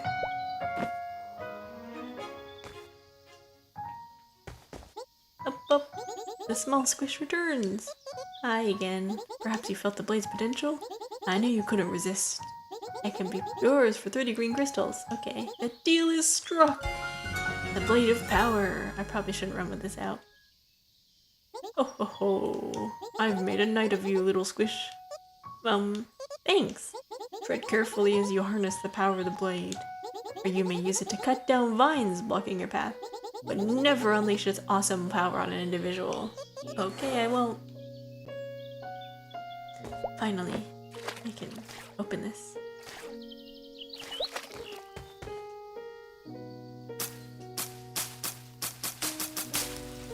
Oh, you really have to spam that.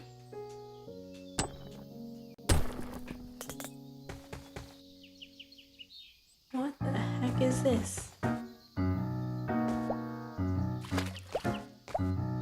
Oh, it's this guy's hands. Here you go. Looks like something's missing here. Wait, you're missing 2? Oh, fine.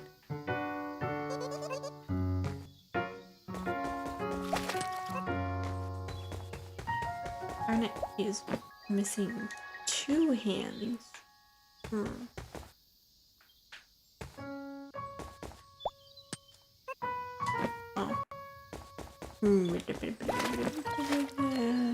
I'll come back.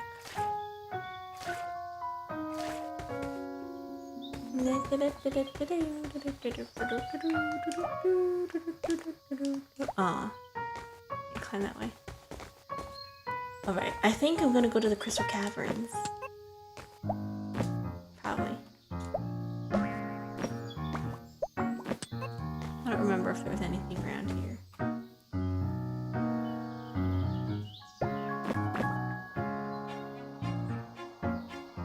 This spinning around with the controller is kind of giving me motion sickness.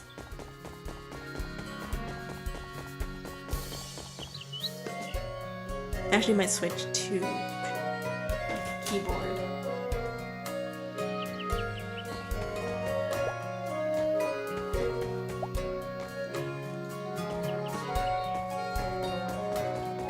There we go, it's more controlled. I just have to figure out my controls. Okay.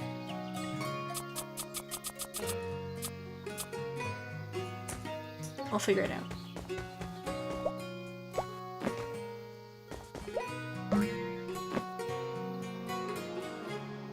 I'm gonna use my mouse and keyboard because this is like killing me.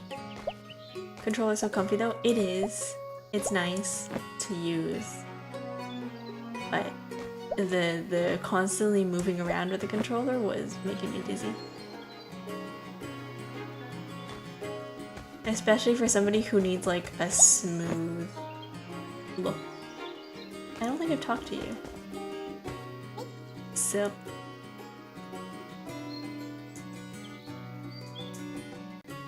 what's my controller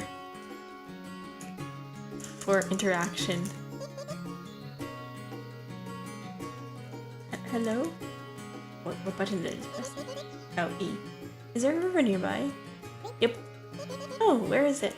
Right through this tunnel. Perfect, thank you. But you can't get through. What? Why not? Cause there's a big old fella in there, taking a big old nap. But I've got to pass through there. It might be my only way home. Have you tried waking it up? Kinda. Tried asking it to move earlier, but it just responded with food or leave. I'm not trying to get eaten today. So I peaced out. So then, it's just a little hungry? Yep. And grumpy. Maybe I can lure it out with some food then. Worth a shot. I saw a blueberry around here earlier. Bet this big fella would like that. Oh, where is it? I think someone's hoarding one. Over by Murder Pools. It's a pretty chill spot. Just follow the path up this hill. Okay. Thanks for the help. Yep.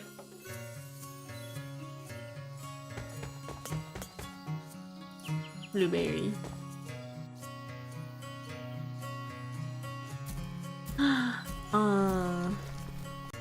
Oh shoot, that was delicious. Aw, darn it. Okay, I need like multiple. Bring me another. Wait. Are you serious? Yes, but can you please sell them away now? No. Bring food. Fine. Huh.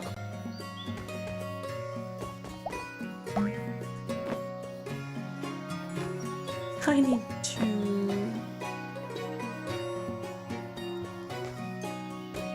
I like using a controller for certain games, like 2D games, because it doesn't require, you know, moving the camera around.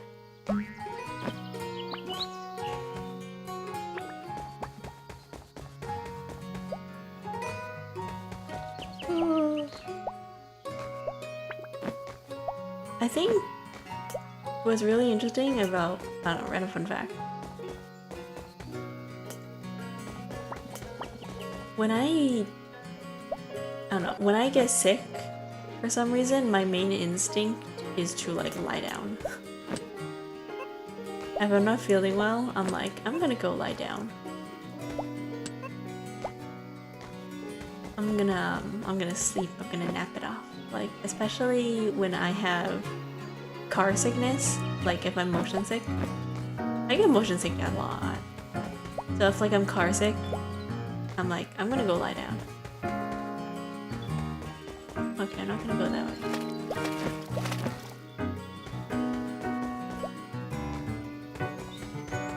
So sometimes, like if I'm feeling really, really bad, I'll start like feeling tired. Because my body or my brain is like, oh, well, you feel sick, it's time to go to bed. So me, when I drink alcohol, especially, I get that experience. I fall asleep. Or I get drowsy when I drink alcohol. My brain starts shutting down. It's like, it's we're gonna shut down all of your brain processes. We're gonna make you sick. Hey, look, there's something up there.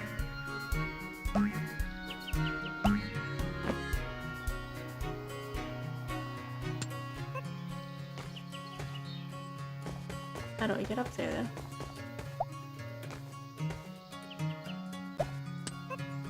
Darn it.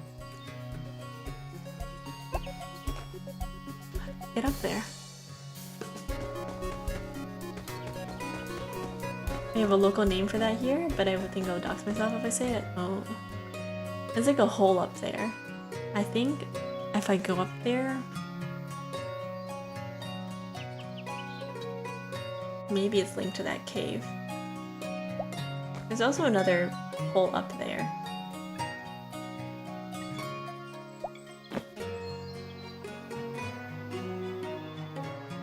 I can't get up there though.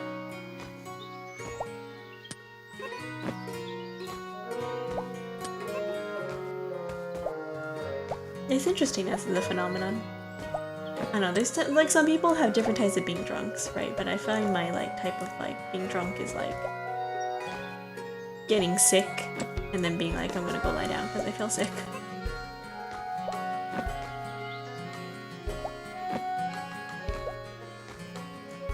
It's not even like a, oh, I'm like tired kind of like drunk. It's more like I am sick.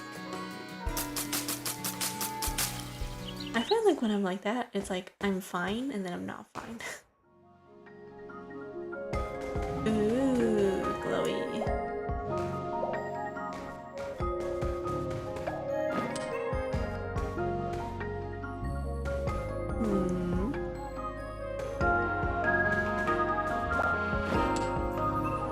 I don't even know what happens if I drink now. I haven't drunk in years. Ooh. I don't know. I think it's fine to figure out your limits if you're within the safety of like your own home and friends. It's good to know your limit. Like, you want to know how many drinks you can have before you start getting blackout drunk.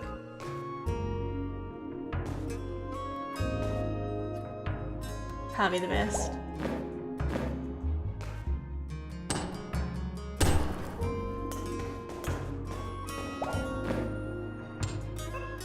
As for me, my limit is probably, I don't know, 3 shots? It's very low. I'm a lightweight.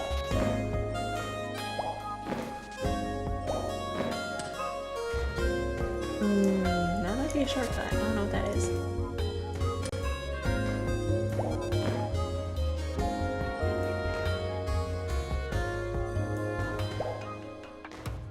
Ooh, button.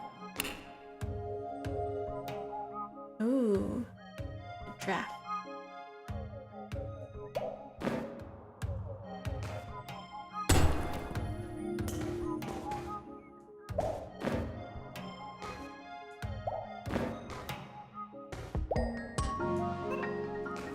Let's go over here.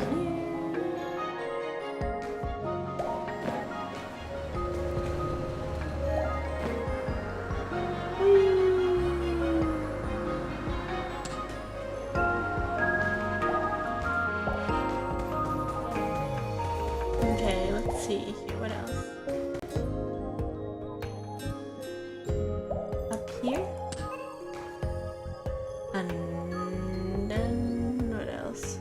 else to go. I wish I could look further upwards.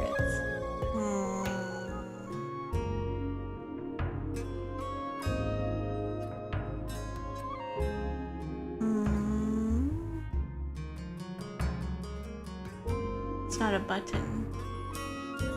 Where do I go? Maybe cross. Yep.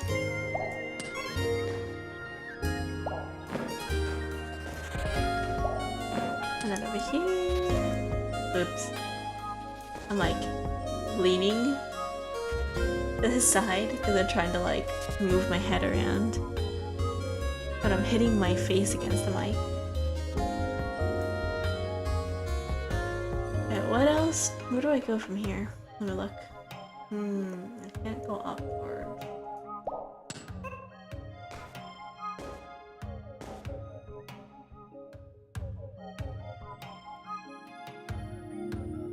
Oh, across.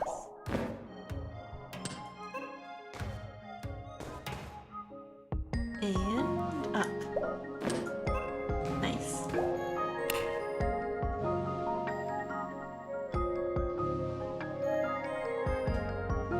I love jump puzzles.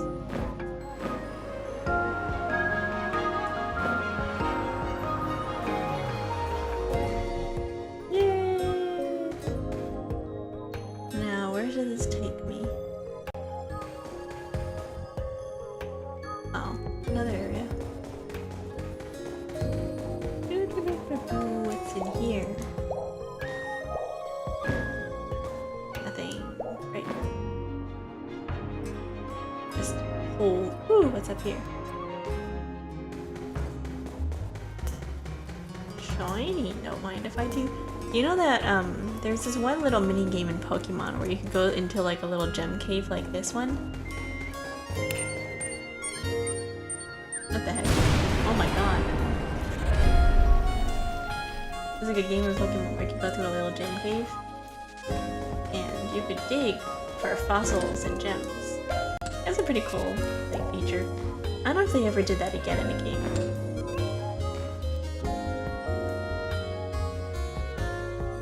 I'm actually not really sure. Okay, let me look around. Ooh, do. That was 4th gen, I think. Yeah, black and diamond and pearl.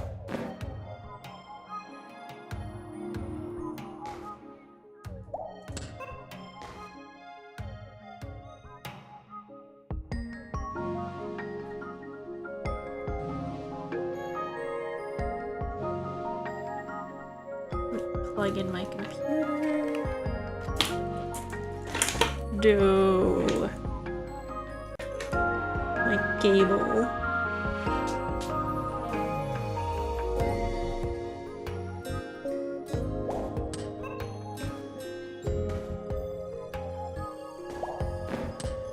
My phone's dying.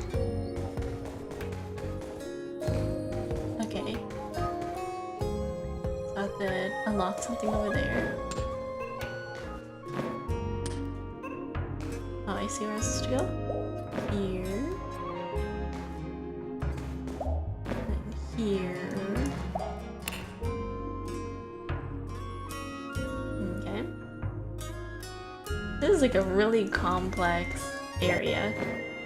But they constantly like jump around.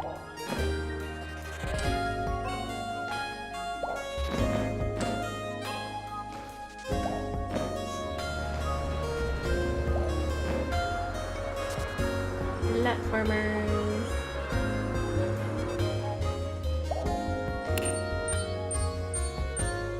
Ooh. Wow.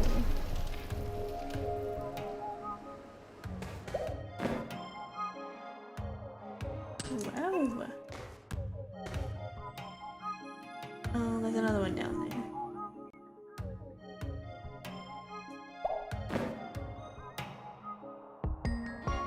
Looks like I have to press that next. Okay, here. Looks like something's missing here. Oh, darn it.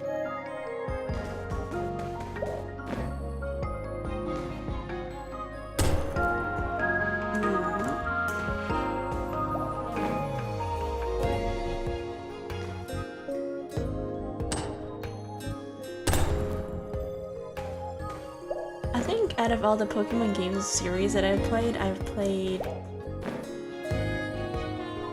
Ruby and Sapphire,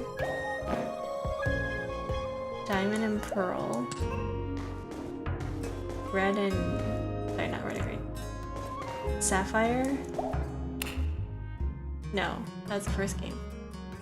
Diamond and Pearl, Sapphire and Ruby, Black and White, Silver and Gold.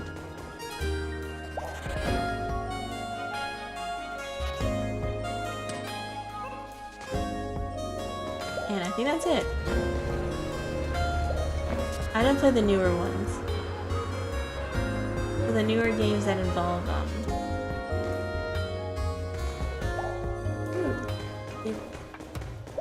the newer games that involve what's it called?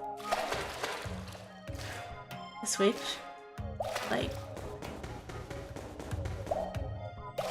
my brain's not working right now. My brain.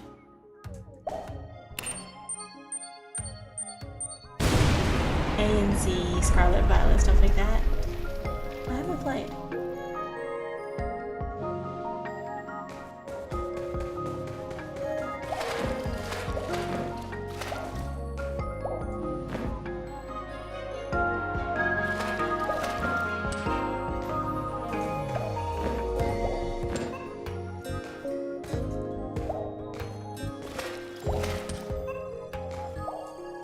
Darn it.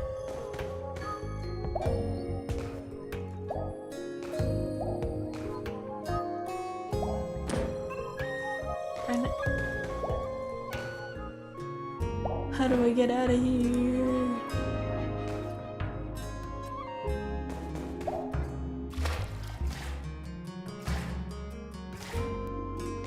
Oh, okay. So I'm supposed to go up here. Here. And here. Yeah.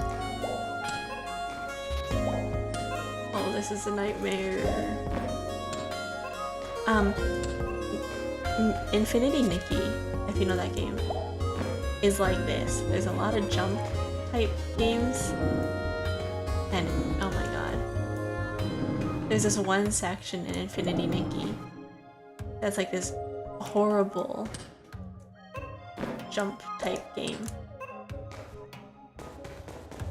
And it's like a timed minigame, and you have lives. So if you hit too many, you take damage. And they're like, oh, haha, imagine dying to this boss that's like a giant fish.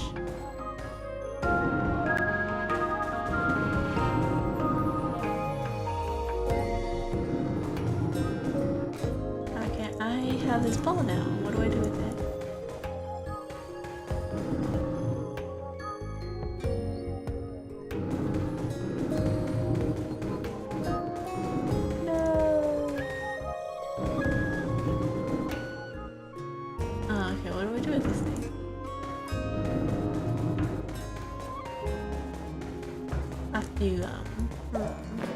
Where did this go? Oh, maybe I roll it down here.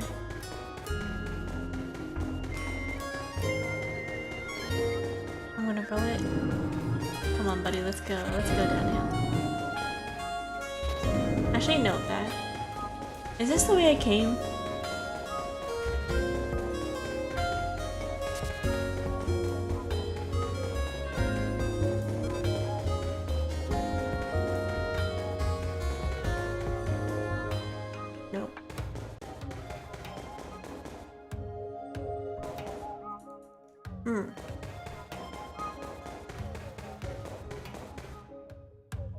I don't know.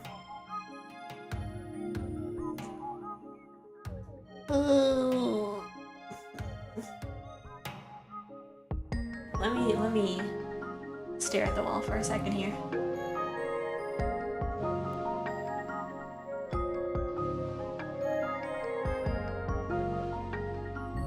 Let me stare at the wall for a second here.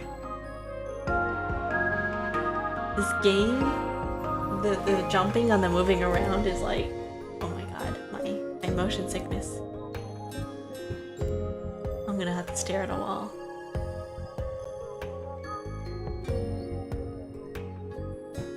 It's too early for EP time, but this game is starting to give me a headache. I like the game. It's just playing platformers, especially games with like controls like this, make my head hurt.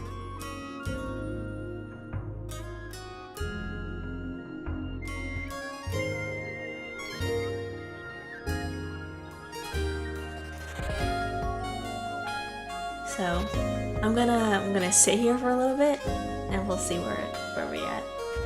I'm gonna drink some water.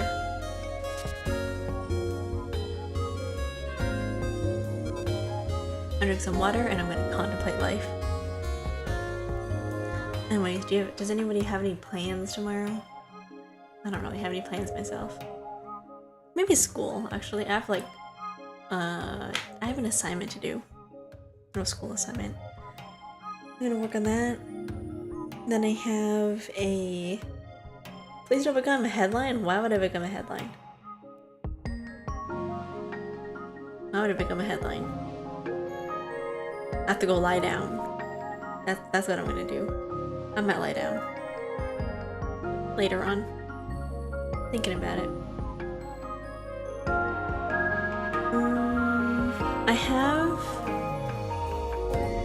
I signed up for this like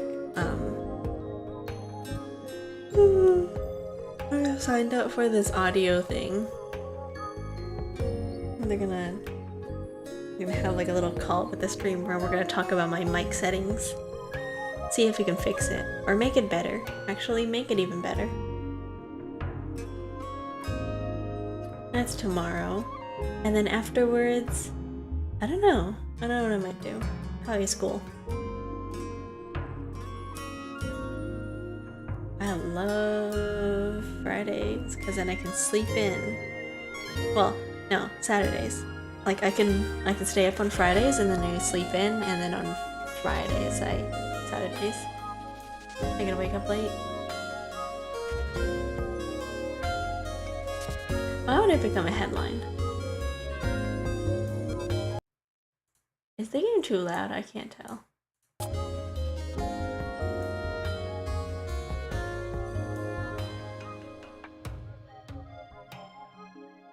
Oh no, it's so weird. I've been spent a long time trying to figure out, or what's it called?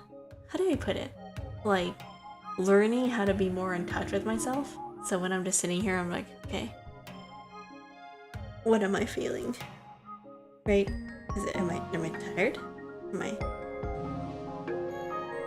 I dehydrated? What is it? Am I hungry? Who knows? I'll never know. That's a weird thing. Whoa, where's my mouse? That's the weird thing about it.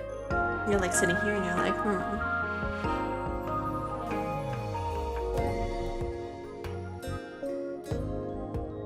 No, I think it is the motion sickness because I'm sitting here just staring at like my screen. And I'm feeling a lot better. I don't move too much. Or if my screen doesn't move too much, which it doesn't, because I'm just staring at a blank screen, so I think I might just go back to the just chatting screen and we will continue this next time. I actually don't know how long this game is. But let me save and quit this game.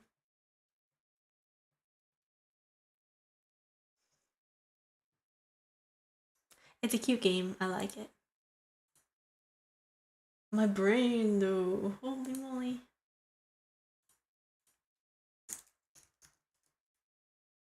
Just chatting. Yeah, just chatting time. Yapping time. Yippee. When something like that happens to me, I sleep it off. If it doesn't go away, then I get scared. Yeah. I mean, I don't know. I've been having like a headache for a while.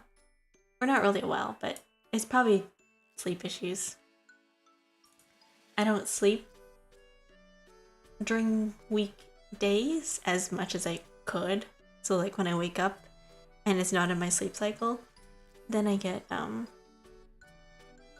specifically it's my left temple. I don't know what it is on that side, but sometimes I wake up, I'm like, oh wow, that part of my head hurts. I don't know what it is.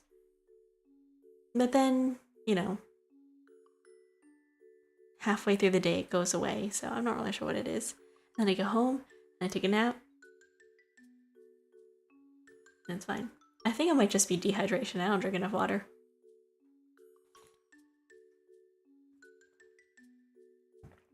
Are you me? Same issue? It actually just might be dehydration and lack of sleep. And maybe I need to stand outside in the sun. Maybe I need vitamin D. Maybe I need to stand outside in the sun. Maybe I need to touch grass. I need to get sun. That might be the problem. Or it could be dehydration. I think a lot of part of it is like water. I need water.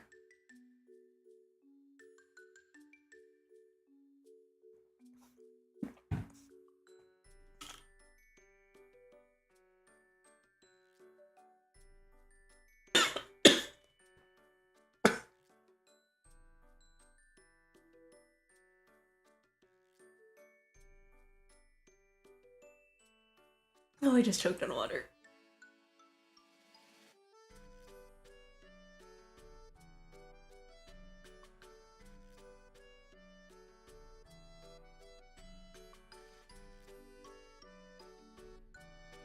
Ooh, I just inhaled my water and I went down the wrong side.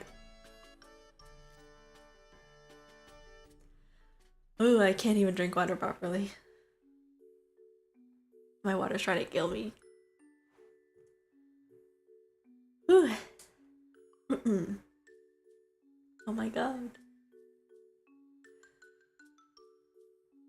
Today's a struggle bus.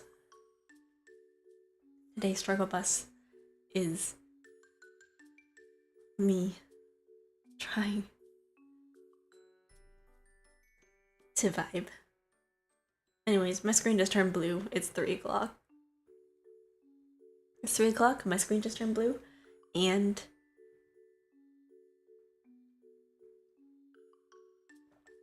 that means my night mode turned off. And now my screen is really, really blue. I should change that. I don't know why I have it at 3 p.m. I should change it to like... I should change it to like 5.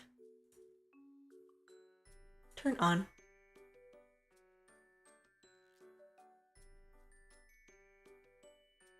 Set hours.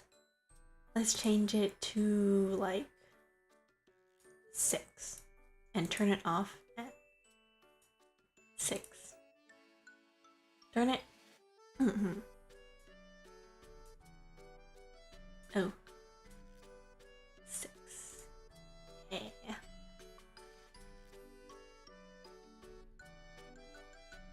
And if future me is ever up at 6 a.m., then that's my problem. That's future me's problem. Because before I was like, wow, I never really stay up until 3. I'm gonna leave it at 3. And here I am, 3 a.m. Once in a while, periodically, I'm like, oh, my screen's turning blue again. That means it's 3. But now, my screen is yellow again. It's so funny to me because I draw with night mode on. And then I also play games with night mode on, and I use my computer with night mode on 24/7. To the point where when I have it not on night mode, I'm like, wow, this is so blue and so bright. My eyes, my eyeballs, I'm getting flashbanged. But it does make drawing difficult a little bit because I'll be looking at my screen and I'm like, what color is this? And then I look at it on another device and I'm like, wow, everything is so muted because I've just been drawing on night mode, which makes everything yellow. So my colors do tend to look very, what's it called? they look bluer than they actually are. They're supposed to be, technically, because I draw in night mode and I adjust accordingly.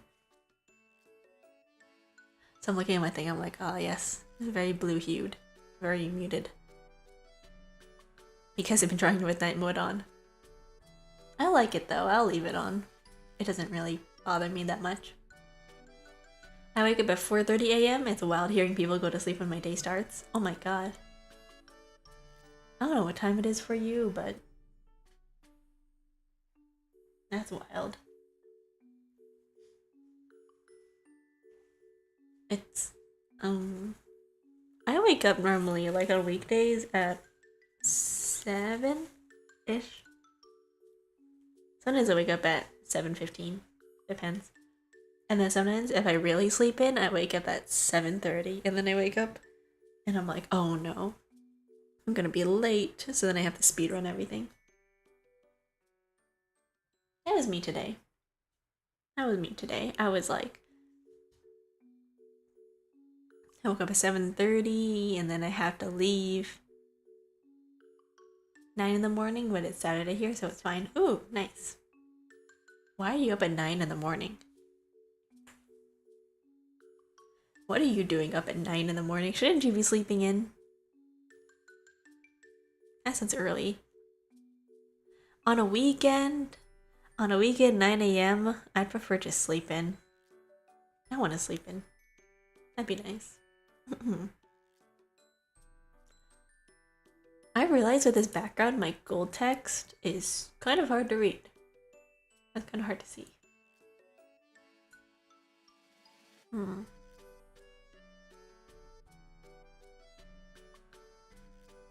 not sure how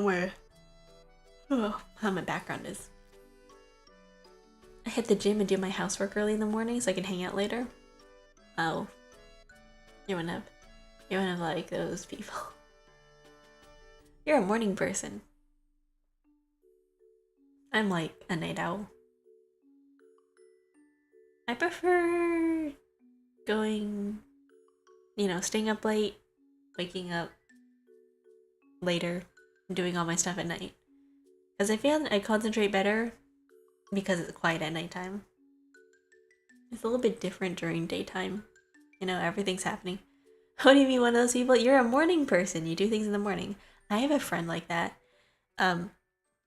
She used to wake up at 3 a.m., do her schoolwork in the morning, go to classes at 8 a.m., and then come home, like back to her dorm or whatever.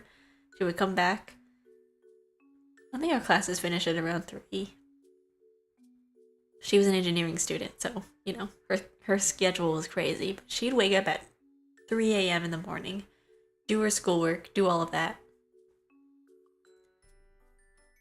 And then she'd go to bed early. She'd be like, oh, I'm gonna go to bed early so that I can wake up super early in the morning, get all my stuff done, and then maybe go back to bed if she finishes early. But if not, then she just stays up. I'm like, why are you up at 3 a.m.? She's like, it's easier to just go to bed and wake up early than it is to stay up all night and then try to wake up in the morning. I was like, you know what? You're right. But at the same time, why would you do that to yourself? Shade throwing? Listen, I don't know how you can do that. I don't know how you can do it. You're a different breed. I could never.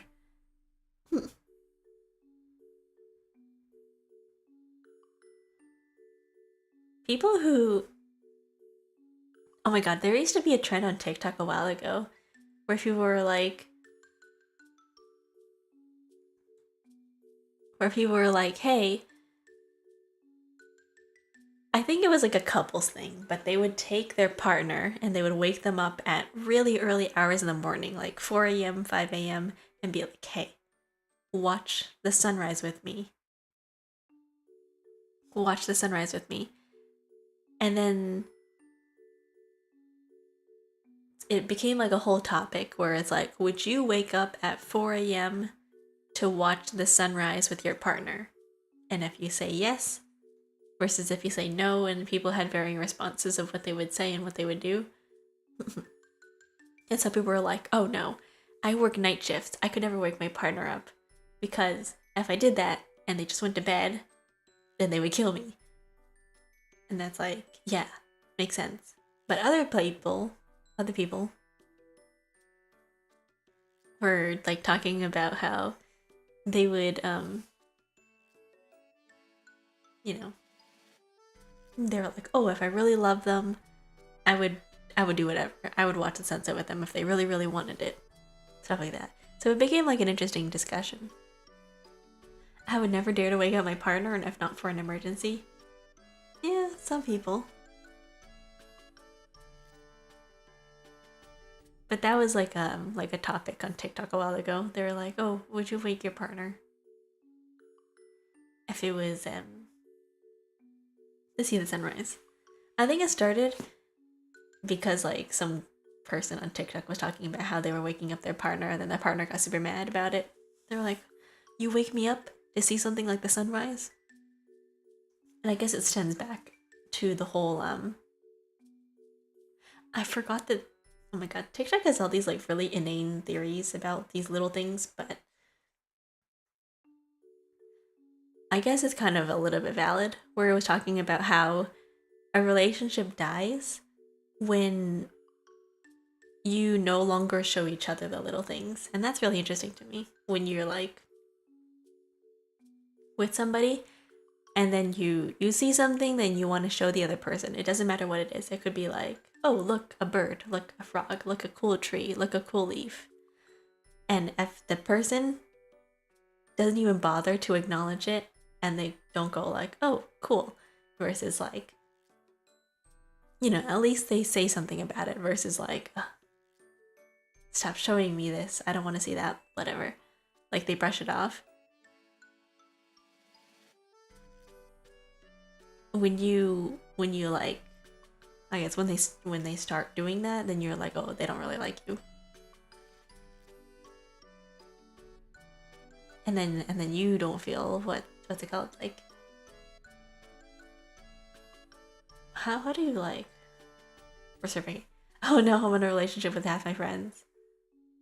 It's not a relationship, I think romantically, but sorry, I'm like hiccuping. I have gas in my throat because I'm talking too much. You can have different types of relationships. It could be like a friendship thing versus like, you know, a romantic relationship. When I say like partner, it doesn't necessarily have to be like romantic partner. It could be friend partner or like family. So I'm taking my allergy medicine.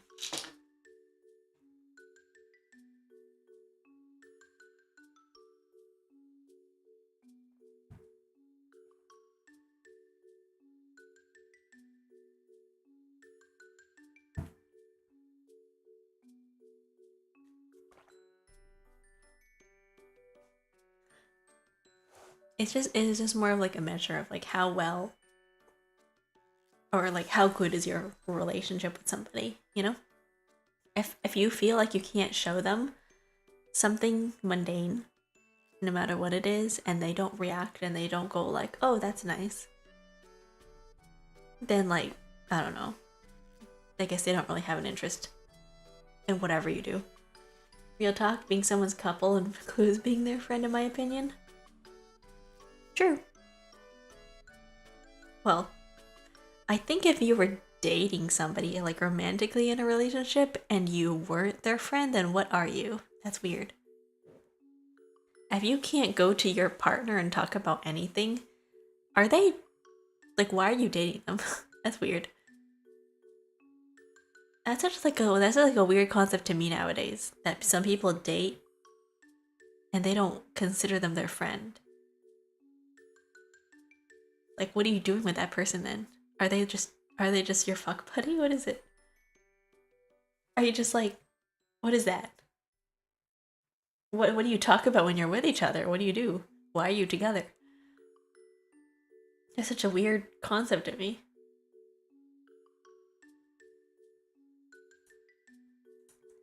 Like, oh, I'm moving chat box. Oops.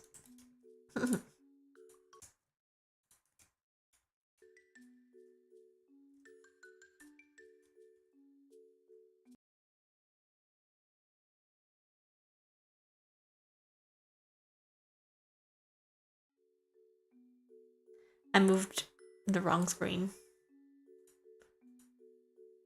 I did not mean to do that. Oops. I'm moving this up. And I'm gonna move my closed captions lower. There. Now they're easy to see. They're not covering chat. That's weird. Move chat box nuke stream. No, I just moved back to my I moved to my other scene. Accidentally. It's not supposed to. I don't know. I keep pressing like Control Z and then it moved me back. Which is weird. I didn't know it did that. I thought it would move my chat box back, but no, apparently it just moved my entire thing.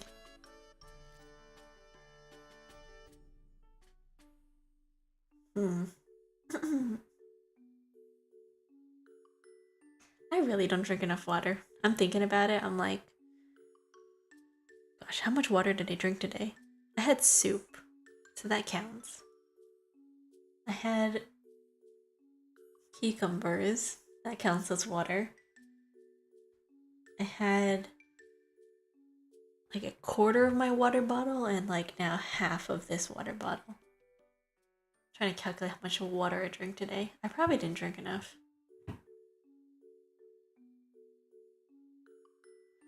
You know when you feel sick and you're just sitting there wondering where you all went wrong? You're like, what should I do now? That's how mildly feel. It's like a part of me just like, Is it dehydration? If you're in this soup counts territory, the answer is not enough. Probably. There are some people out there who are drinking like 6 liters of water. I'm like, how? People who walk around with those super big, giant water bottles. Like the people you see at the gym with the huge bottles of water that are like essentially just miniature water coolers. They look like a miniature water cooler. And I'm like, you drink all that? That's a lot of water. I couldn't. That water, you'd have to waterboard me with. That's way too much water.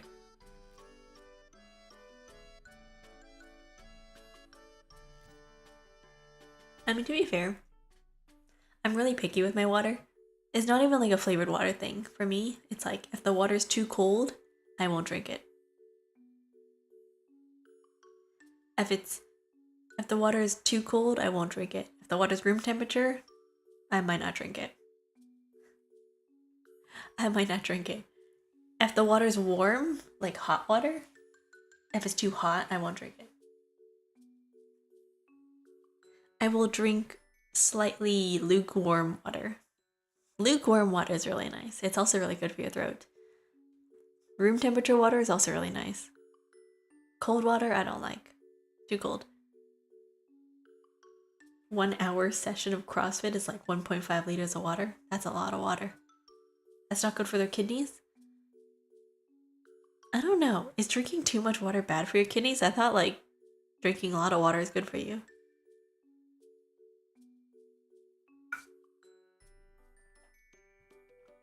I thought you want to drink a lot of water. I know too much water is not good for you, but like more water is better. You are now officially the lukewarm water lady? Thanks. Why? Are there not a lot of people who don't like lukewarm water? God, I remember this one Modern Family joke. There's this, there's a TV show called Modern Family. There's just, the word lukewarm just reminds me of that phrase. Or that joke that they made on the thing. So, in the show Modern Family, there's a character named Luke. And he goes to the pool. And I forget what they do to the pool, but they like... I forgot what the specific joke was, but they made a joke about Luke, the character, the guy, the son, and the pool. and like water, and they were like, oh, it's Luke in the water. It's lukewarm. I forgot what the exact joke was. You'd have to look it up, but it was funny.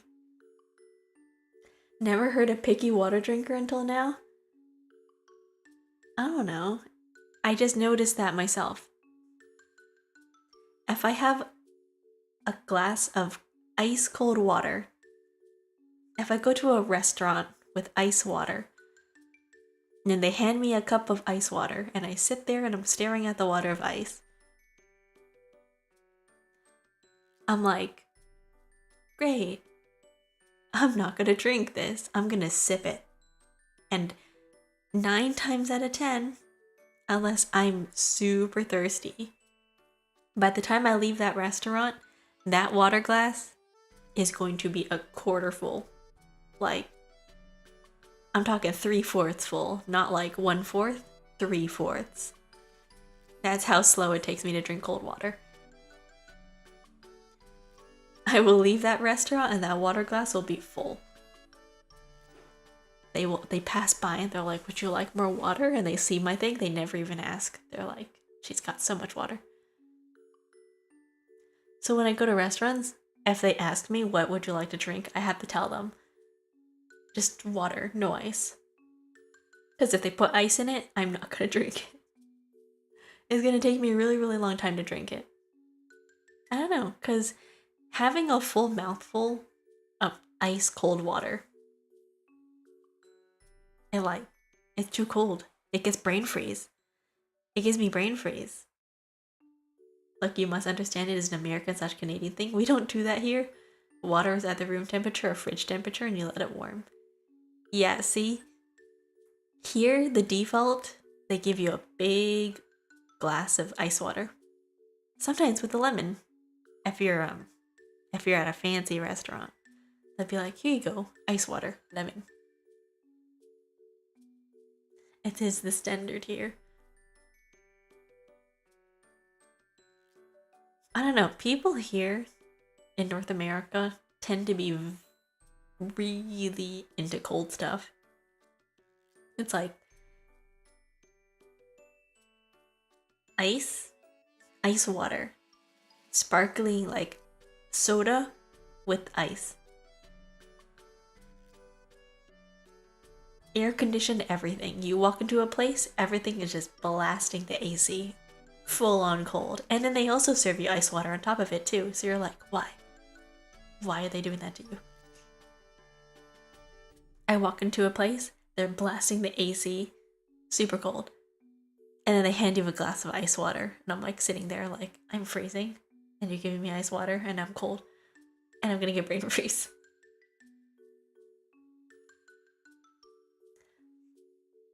So, it's not like,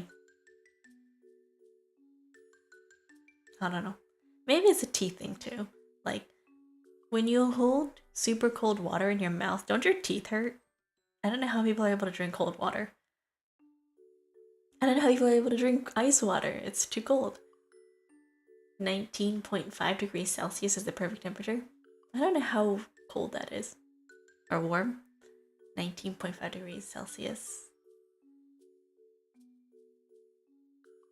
Well, I know what that is in terms of weather. It's like sweater weather. 20 degrees Celsius is like the type of weather that you can wear a long sleeve outside. It's not too hot, it's not too cold, you just wear a long sleeve. It's kind of cold. Okay, yeah, that is cold. If you wear, especially in the springtime, and it's like 19 or 20 degrees Celsius outside, especially at nighttime, you need a jacket, like a hoodie, or basically a hoodie or like a light jacket. That's the type of weather for it. I know in terms of like temperature outside, that's how it feels, but like food wise, I don't know. That's kind of weird. Can you imagine being served? Well, I was gonna say ice cream, but I don't think ice cream makes sense. Ice cream at 20 degrees Celsius is just melted ice cream. Is there a food that tastes good lukewarm? Is there a food that tastes good lukewarm? Because there's food that tastes good hot, and there's food that tastes good cold. I wonder if there's a food that tastes good, like, just averagely warm, just sad and warm. Maybe, like, perfectly warm. Pizza? I think pizza tastes good hot, though. Some people will tell you that cold pizza is amazing. I don't think cold pizza's good. I'm so sorry. Cold pizza's not good. Bakery stuff? True. Like a baguette. Or like sourdough. Because they're meant to be eaten at room temperature.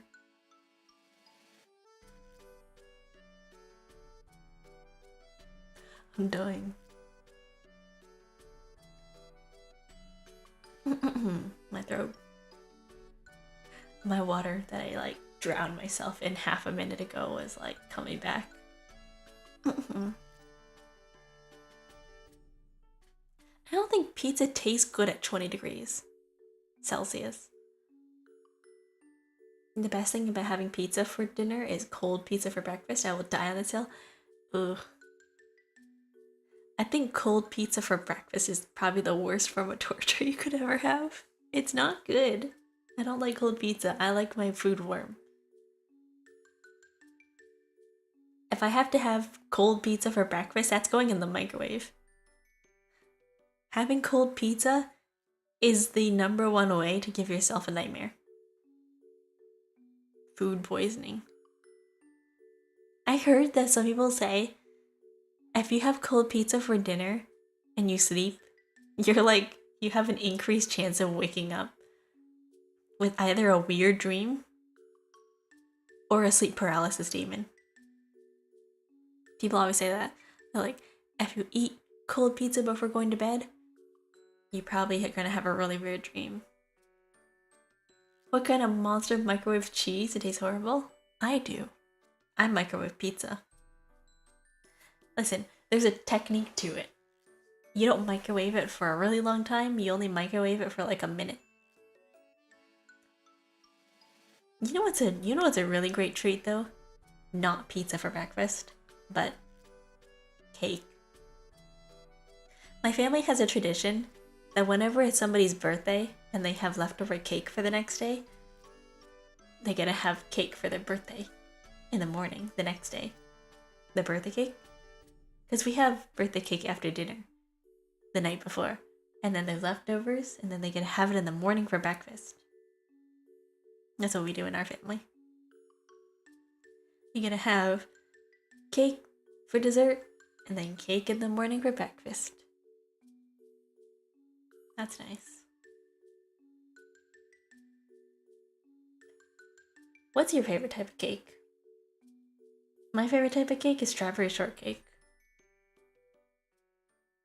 I'm trying to think about there really isn't a lot of desserts that taste good warm, like mildly warm. I'm talking like room temperature warm. That sounds great if you have a sweet tooth. Yeah. Do you not have a sweet tooth? If you had to choose between something savory and something sweet, what would you choose? Like, it doesn't matter what it is if you had to choose between sweet or savory. I don't know what I would pick. I like both equally. It depends on what I'm in the mood for, honestly. Savory 9 out of 10 times. Depends.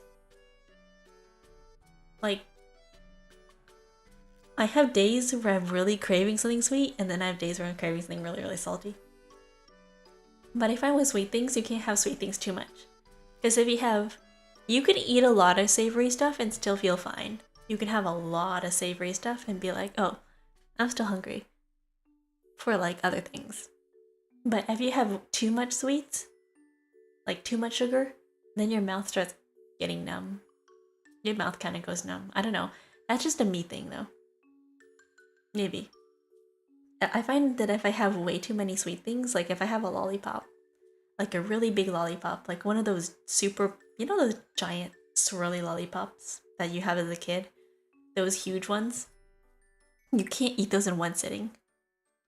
They're really hard. And you try, your mouth goes numb. And then like the sugar just starts tasting bitter in your mouth. I don't know what it is about sugar and me, but if I have too much sugar, my mouth just starts tasting really bad. I'm like, oh wow, this lollipop that I was eating like 5 minutes ago is turning like super bitter.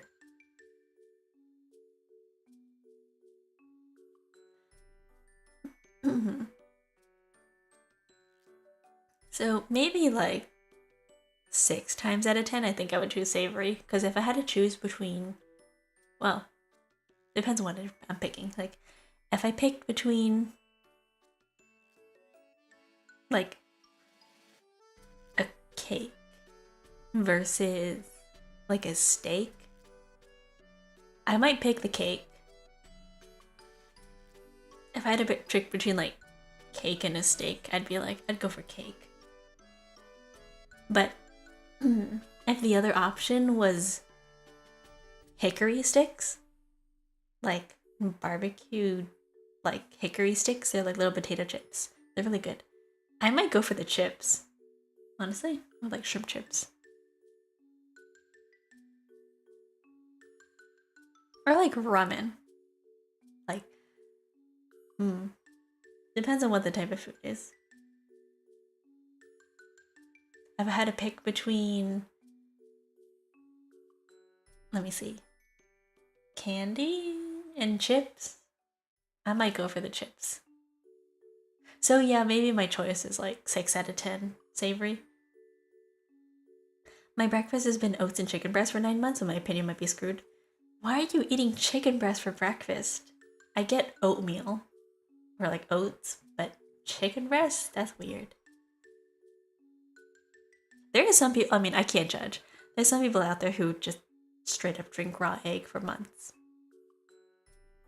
People who bulk for bodybuilding and all that, they drink eggs. It's so strange. I feel like you're at a higher risk for salmonella when you do that. Gotta fit the protein in there. Drink protein powder. That's a thing. Why don't you drink protein powder? What the heck? Why wouldn't people drink protein powder?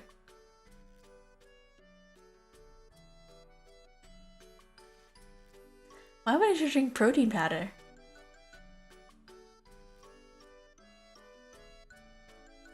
I don't get it. I do that too. That too? Would it be disgusting if you took a chicken breast and you blended it into a smoothie? It's better after workout? Oh.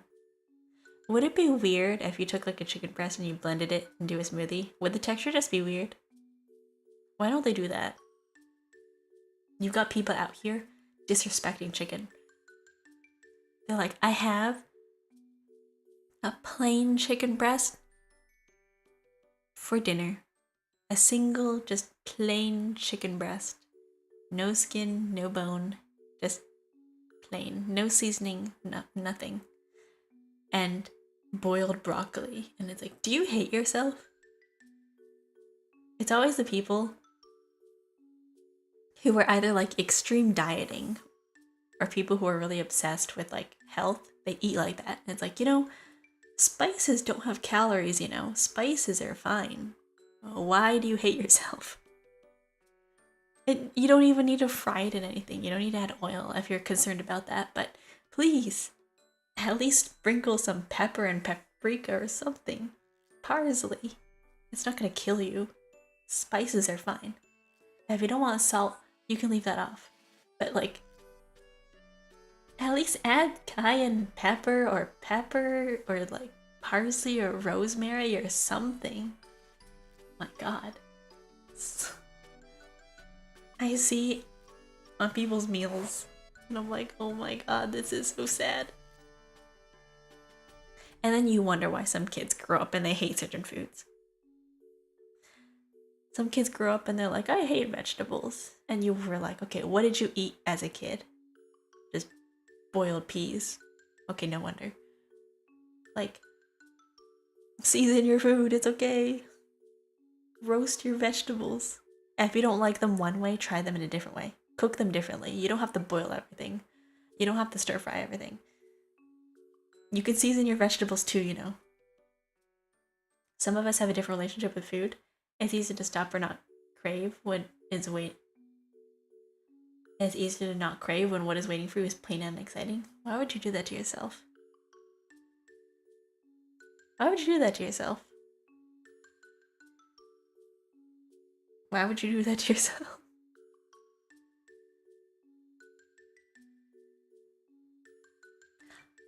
Wouldn't you want to enjoy what you do?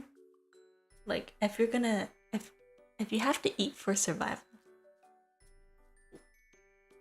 wouldn't you want to enjoy that?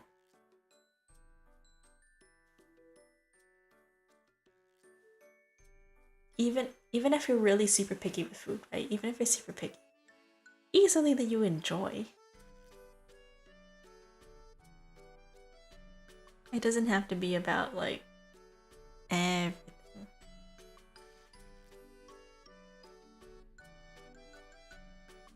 My thing's falling off the back.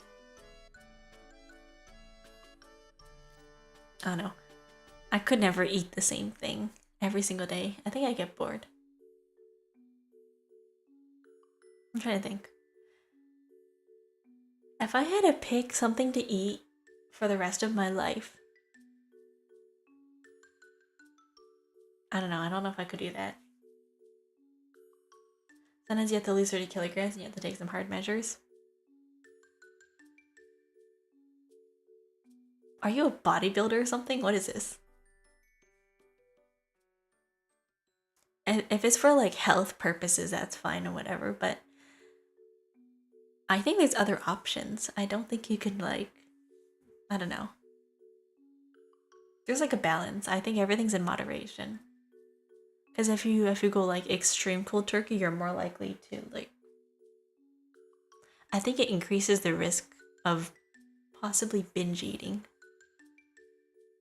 Because then you're like, oh, when you're overly restrictive with things, that's why they say when dieting, it's better to have cheat days than it is to completely restrict things out of your diet. And even on your cheat days, like, you can eat the things that you want to, just less of it.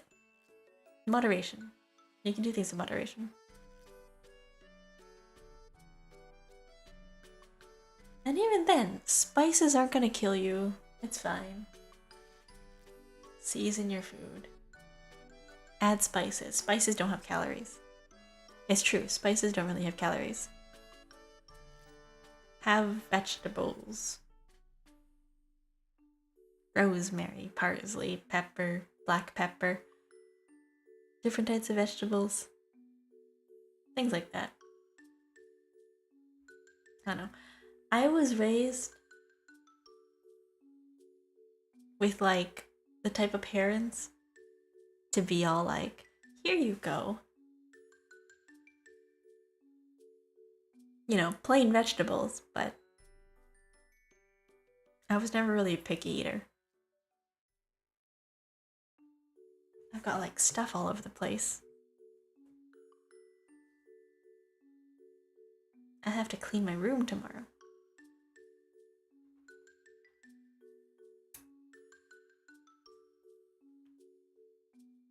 I'm like looking at my desk and my desk is so cluttered. I'm like, oh my god. Like to my left, I've got like a pile of these paper towels. And then to my right, I've just got plastic packaging all over my desk.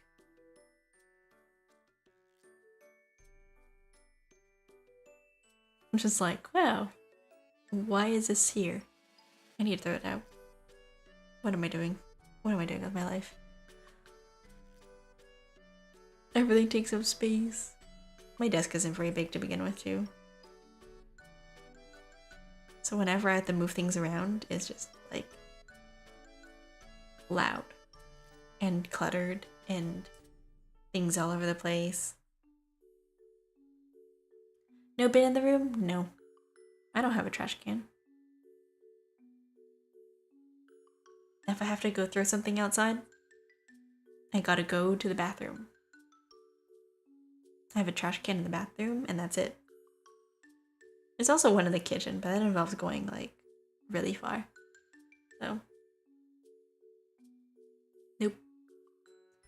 If I had a garbage in my room, I wouldn't take out the garbage, because I don't really throw things out much to begin with.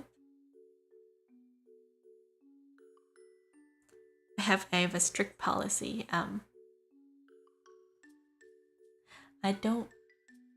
try not to eat in my room. I'll have drinks and stuff. I'll make tea. I'll have that in my room. But I try not to eat in here. I try not to eat in my bed. I try not to eat at my desk.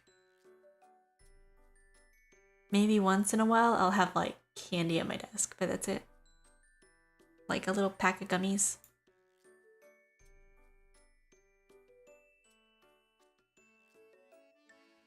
I don't know. Maybe once in a while I'll have like ice cream on a cone. And then I'll eat that on my bed. Oh, I did that the other day. I had a popsicle. Thank you for being civilized. Every time someone eats in the room, I'd cringe. I had a popsicle, an orange popsicle, and I was sitting on my bed, and I tripped some on my bed. I froze orange soda into a popsicle mold, and I was eating that. And I dripped a little bit on my bed, and I had to wash my bed sheets. And I was like, I remember. I remember why I don't do this. But no, I don't usually eat in my room. Unless it's a snack. But like, I don't really snack that often. I'm trying to think. No, I really don't. I was contemplating this earlier too. I was like thinking to myself, I was like, do I want something to eat after my shower? Like, before stream. Should I go get something to eat? And I was like, nah, too lazy. There's a part of me that was like, I want a fudge popsicle. Because after I have a bath, after I take a shower, I always crave something like cold. I'm the type of person who's like, there's only 2 situations which I crave something cold. Only 2 situations. One, I just finished a shower and I got out of somewhere, like I just took a hot shower. And then I feel like having like ice cream. 2, it's wintertime and I feel like having ice cream. I love ice cream in the wintertime. There is just something about like something cold when it's cold out. It's really nice. Especially when you're indoors. You're like inside, nice and toasty, and you're having ice cream and it's cold out. And you're all like comfy in a sweater. You have ice cream. It's really nice. Snack barbarians are the worst. Like chips are so crumbly and greasy and it gets all over the desk. That's if you're not clean. Like when you eat chips, do you eat out of the bag or do you eat out of a bowl? Because if I have snacks, I have to put it from the bag into a bowl and then I carry the bowl with me. And then when you eat, you hold the bowl in your hand under your mouth so it doesn't get all over the place. And then I can't do anything else with that hand until I finish eating and then I can clean my hands. Or you can eat with chopsticks. If you eat with chopsticks, then you don't have to worry about your hands being messy and you can touch whatever you want.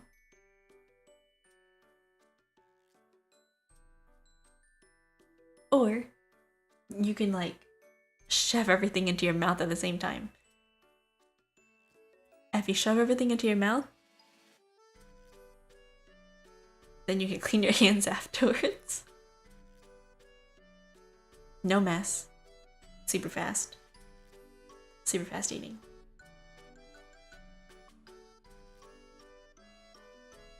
Anyways.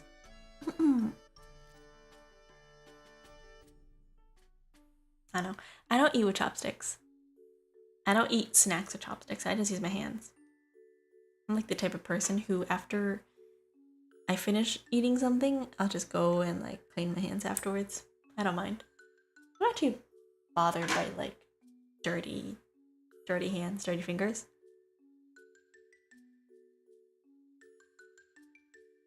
I know some people are like super particular about it. They're like, you know when you cook, you like touch something and you have to go wash your hands, and you go like do another thing and you gotta wash your hands. I'm like, really?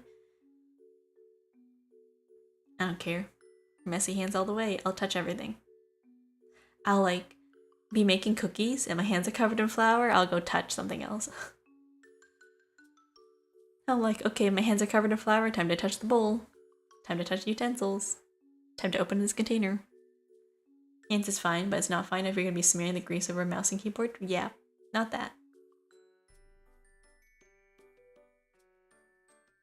That's weird. Why would you touch your mouse and keyboard with dirty hands? If I have to do that, I just not use those fingers. Or at least like, I don't know, get a tissue. Clean your hands first. There's people who do that. That's weird. I can't imagine what their keyboard looks like. I can't imagine what their keyboard and mouse looks like. It's probably all covered in like grease and crumbs.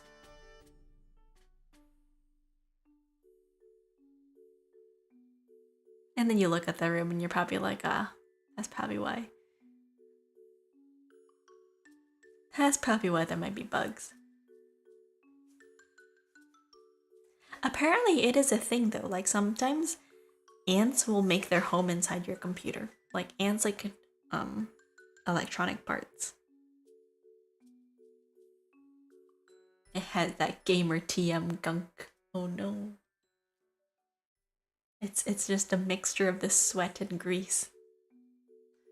Oh no, and like the stickiness from when you spilled soda all over your keyboard.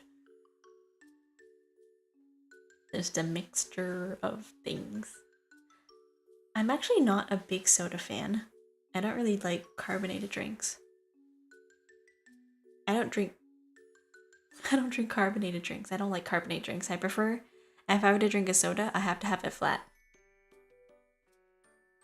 I'm very particular about my drinks. I had ants passing by through the electrical wires in a place I live. They like the warmth for some reason. Yeah, it's really weird. There's actually like, it's a common thing. You can look it up. Like ants and computers. You just open up your computer and you have ants just pour out.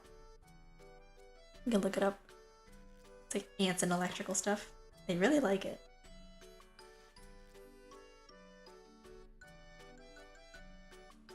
But yeah, there's some people who live and they drink like a soda every single day at their desk. And then, you know, inevitably you spill stuff all over your place and you have a desk that's super sticky. It's so hard to clean mechanical keyboards, especially if you have like soda. Cleaning anything that soda's gotten into is so hard. I remember one time I bricked a DS that way. It wasn't even soda. I had Gatorade in my bag. Because when I was younger, I used to play sports. So I had like a little bottle of Gatorade in my bag. The cap wasn't fastened on properly, and it was in my backpack, and I had my DS in my backpack too. The Gatorade spilled, and it went all over the place.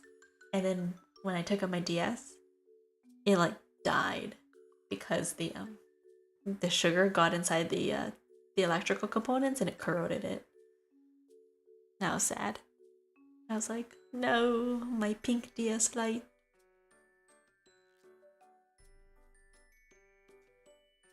And then I got another DS.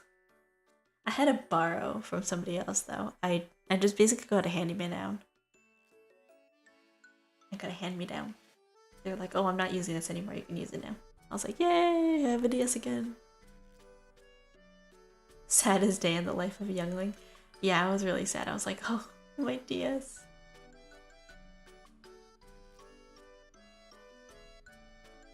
I actually don't know what the difference between a normal DS and the DS Lite was.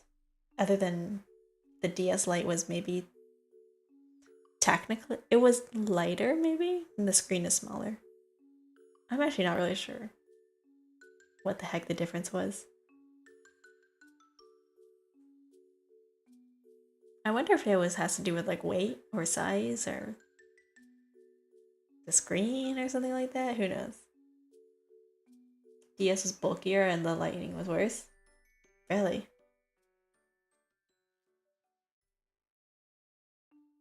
I don't remember. I don't remember. I'd have to see like the DS Lite and the normal DS side by side to really be able to tell. But in my memory, I don't think it was that much of a difference, or it didn't really like make that much of an importance to me. I don't think it was, because I don't remember it being like that significantly different. Switching between like my old DS Lite and then like a normal DS, I think it was fine. What was weird though was like that 3DS that when it came out, that 3D function that they included in the DS, nobody used it. Nobody turned it on. It was like a little gimmick, but nobody ever used it. It was like, oh, you could make your DS 3D. Look at it. You can make it 3D. And then everybody kept that thing off. DS had a triangle shape? No. Trapezoid shaped foam. The light was smooth except for the logo. Ooh.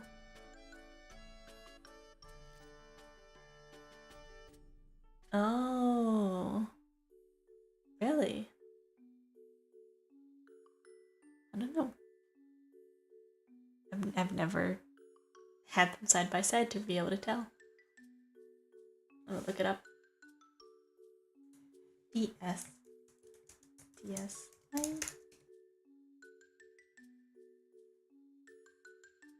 Original DS versus DS Lite. The DS Lite is smaller, sleeker, has a brighter screen, larger stylus, and longer lasting battery. I'm looking at pictures side by side. Oh, the normal DS is chunky. Wow. I didn't realize the normal DS looked like this. I guess I've always had a DS Lite. I didn't know DSs look like this. Or I think that's an older version of a DS. I guess I've always had DS Lites. Because I'm looking at original pictures of the DS. And they're chunky. Like, they're thick. I'm looking at pictures, I'm like, wow, that thing looks like the GBA. That thing looks like a GBA. Like those handheld consoles that didn't fold. That's what it looks like. My god. I don't remember those. I never had one. I've always had a DS Lite. Interesting. I know, in my mind, I just never thought to like look up what a DS looked like. I just assumed that all DSs look like that. But no. The DS Lite has a specific look.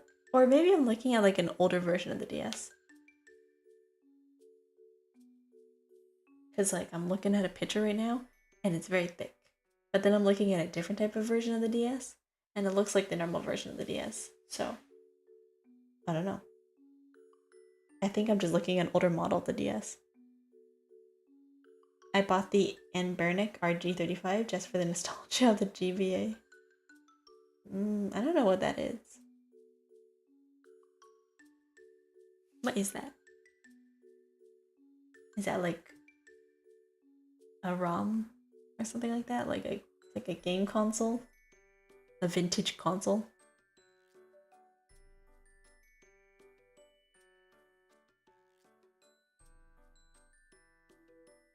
remember the PSP. What happened to that thing?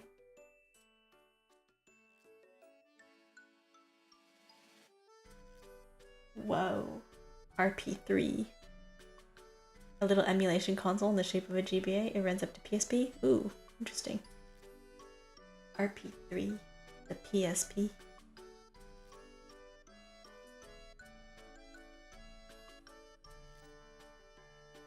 I'm looking at pictures right now of like old DSs. I'm like, wow, this is such nostalgia.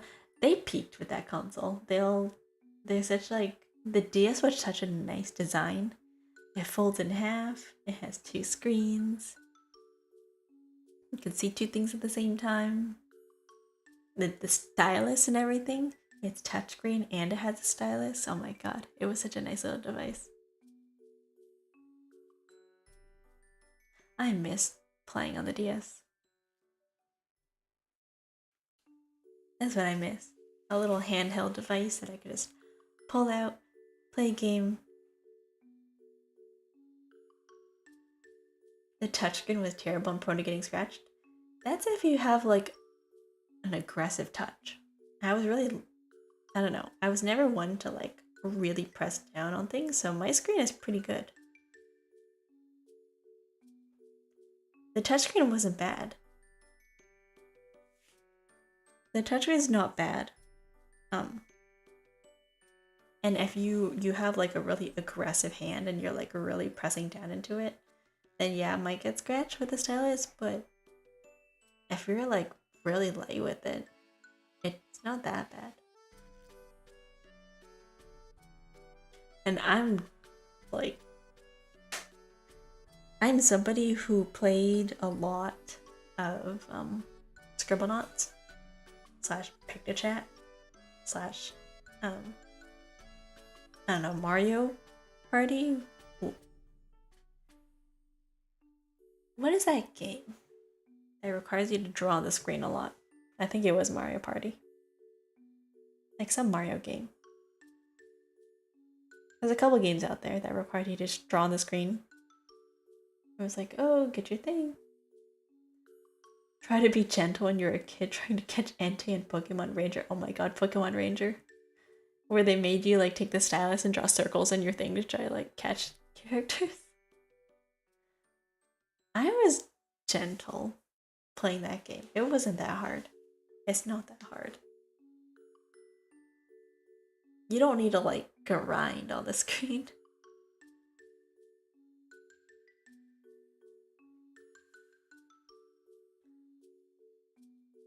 I remember Pokemon Ranger. I forgot which version I played though. But that was fun. That was a cool That was a cool game. I think I preferred Mystery Dungeon more though.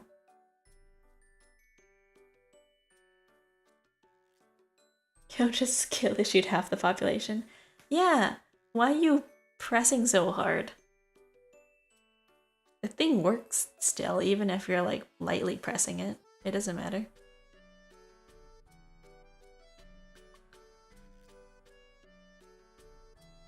It's fine. You don't need to like, really, you don't need to do that. You don't need to do all that. It's fine. I miss the DS. I still have my DS, but I don't use it. Because the games that they have on the DS are kind of limited.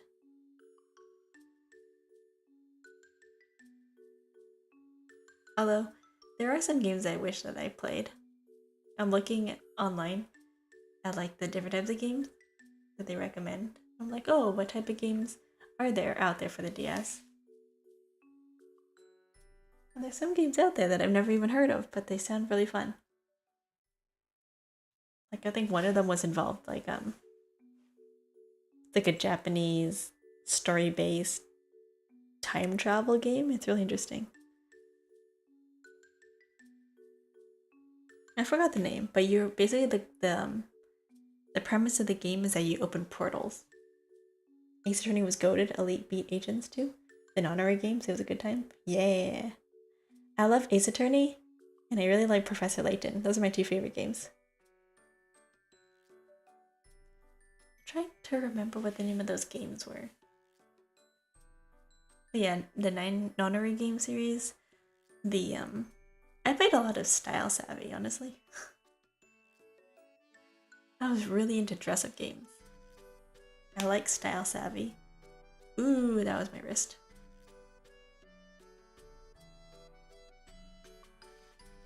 I played a lot of Style Savvy. I had Viva Pinata. I had Pokemon. I spent so much time in Pokemon. I played way too much time in Pokemon. Just, doing the fashion show. I played a lot of the fashion show in Pokemon. And then, what else did I do? I don't know why, but I spent a lot of time in the caves. I also spent a lot of time gambling. At the casino. I just really like that town. That one specific town. What's it? Driftbloom City? Driftbloom City in Diamond and Pearl. That's my favorite game. I really like Diamond and Pearl. I know some people hate that gen because they're like, oh, none of the Pokemon from that game is good. They hate all the Pokemon from that game. It's got no new characters. I'm like, but I like it. It's nostalgic. Especially Floroma Town. Floroma Town, Driftbloom City, Cerulean City. Oh, Route 201. They have the best soundtrack. I really like the music.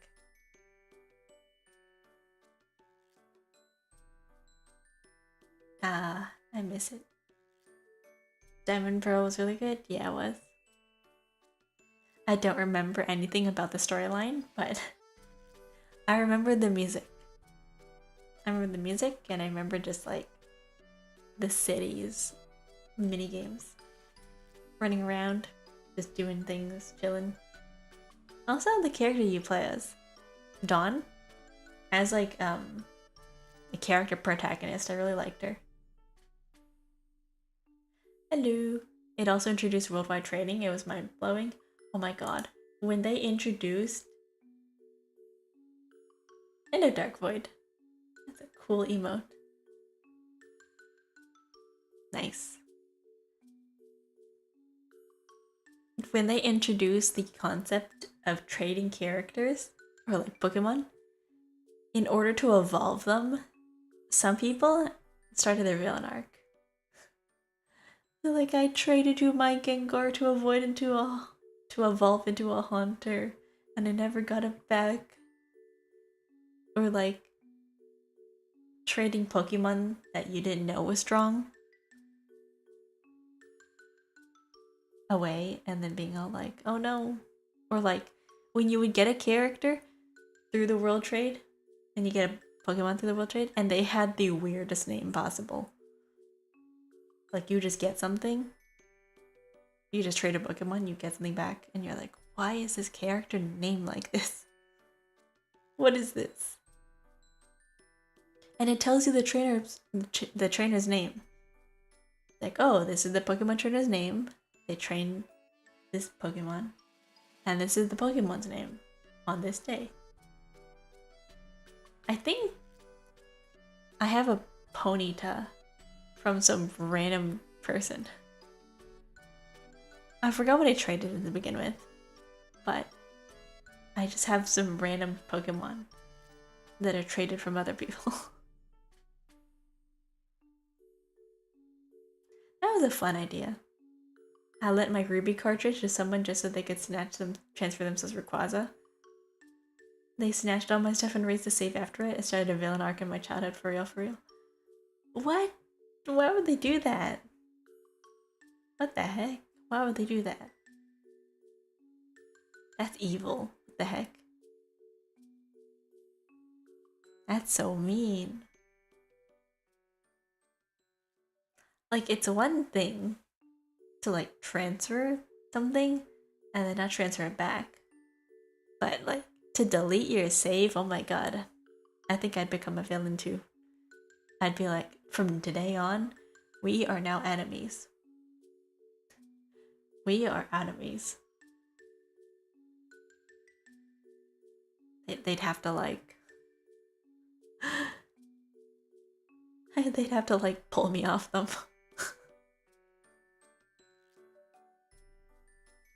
Not really.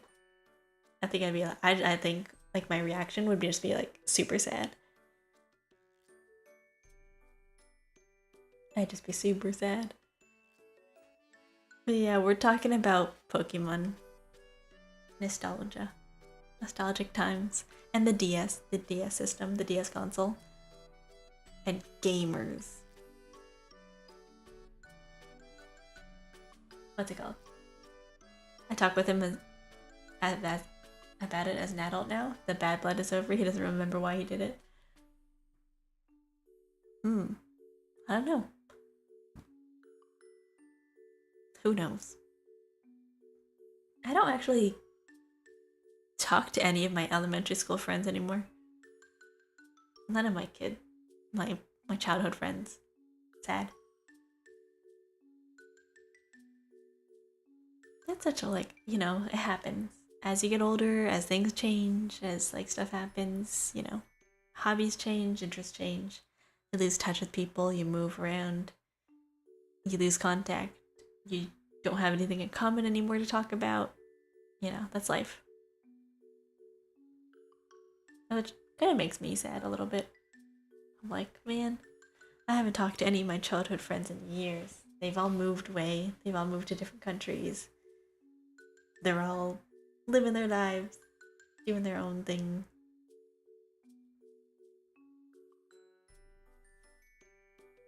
But wherever they are, I hope they're doing well. Even if I never talk to them ever again.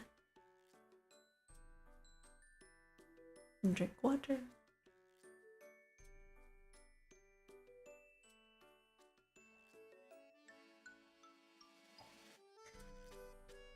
You know what's also really interesting? I find I drink more water when I have a straw. It doesn't matter what kind of straw it is, like a reusable straw or like a plastic silly straw. You know those silly straws with like a little heart? I like those. But yeah, any kind of straw. I find I drink more water too, because I don't have to actually lift the bottle and tilt it into my mouth. I can just like leave the bottle or like the cup on the desk. I just put the straw in and I can just go like sip it. And I can have it in my mouth. Really nice. For a while, I was like, you know what I should do? I should like. For a while, I was really contemplating investing in like a water backpack. Like, you know those sport water backpacks with the straw on the back? And then you can like walk around and you can have it attached to your shoulder. I was like, if I'm ever desperate and I find myself not drinking enough water, I should do that. I should just get myself a water backpack. Walk around with my water. Who needs a water bottle? Water backpack. Isn't it weird how sometimes people just drift away? Like it's the time you're seeing someone and you won't even know after years have passed? Yeah. It's sad. It's sad for real, but that's how it goes. Like, I saw a quote a long time ago where it's like, you never really know when's the last time you talked to somebody. Like, it could just be a normal Tuesday, just talking about the weather. And the next thing you know, you never see them ever again. Like, you don't know that the next time you talk to somebody is going to be your last conversation ever with them. That's interesting. That's why I thought it was important to do everything you want to do now. Enjoy it. Because you never know. You never know what might happen. Like, I moved around a lot. So a lot of my friends just moved also away. So I don't really keep in contact with any of them because it's like a mixture of bad time zones, you know, they're on the opposite side of the world, hard to keep in contact. They have their own life, they're doing their own thing. Maybe once in a while they'll send me a message. Or I'll see them on Instagram and they post on their story or their whatever Instagram, and they're like, oh, this is what I'm doing now. I graduated from so and so and I'm doing this now. And I'm like, oh, that's so nice. They're alive. But further than that, nothing. Because you can't realistically go meet up with them in person. They live in a completely different country. They're doing their own thing. There's a lot going on. Sometimes, there are big goodbyes, but that's what they come marked occasions. Yeah, like moving. Like moving away, or I don't know. Unless what? Unless.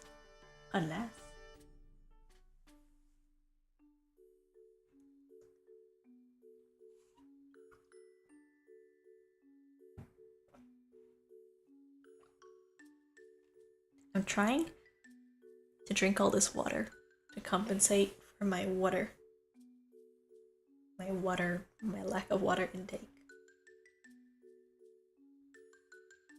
I'm trying to think. Other than moving, why else would you have like a marked like big goodbye?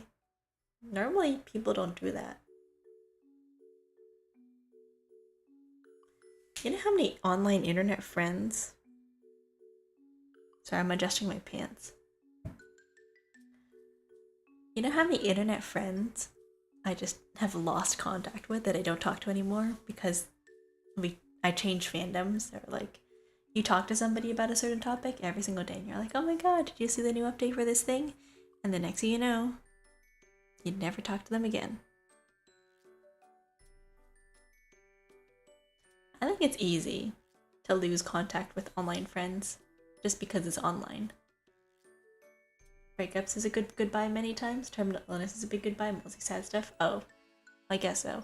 Like health issues or like life changes. Yeah, that's normal. But I mean, breakups doesn't mean the end of a relationship, technically. Like, sometimes relationships don't work out. You don't have to never see each other again. Depends on how you break up.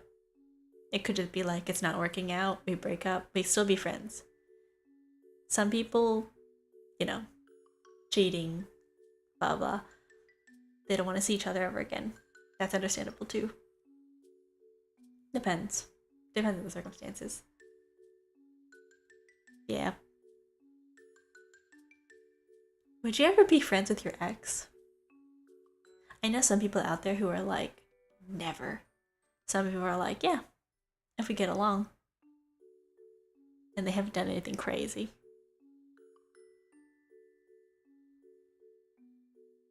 Some people could handle and be friends with them, but others cannot handle it. True. Like, if you broke up and you got along, I don't know.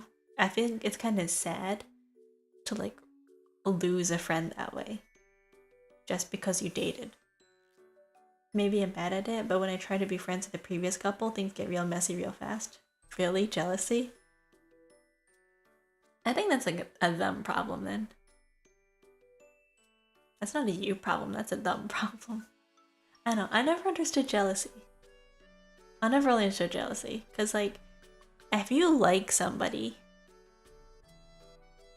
wouldn't, like, isn't that a sign that you don't trust them? If you think that you're jealous all the time? Because if you're constantly thinking about, oh my god, is that person cheating on me? Oh my god, who are they talking to? Are they cheating on me? Like, it's not jealousy, more like resentment. They have internal issues then. They need to work on that. Like, if you're constantly jealous of your partner and you're constantly thinking that your partner is cheating on you, that's like insecure. You might be insecure. You might have a problem. It depends if someone in that relationship still has feelings. I don't know. then why are you in a relationship? Are you using that person as a rebound? That's not good either. Why would you do that?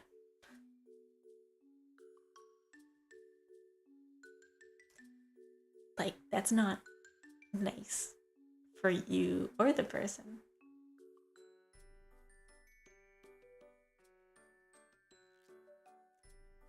You're just doing them a disservice. I don't know.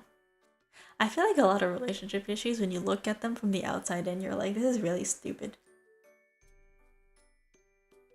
I've been used as a rebound. It hurts so good. What?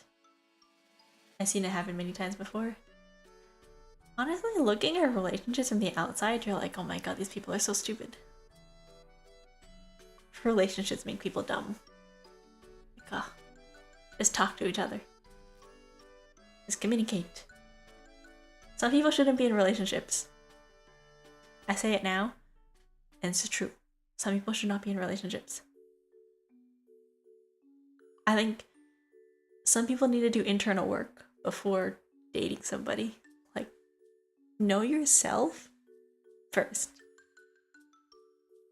Know what you want in a relationship first. But some people just go straight into a relationship and they don't know how to be on their own. Like, when you like someone a lot, you do a lot of dumb stuff no one asks you to do. True. Yeah. I don't know. What do they say? What's that common saying? Love makes you dumb. Love makes you stupid. Doesn't make sense.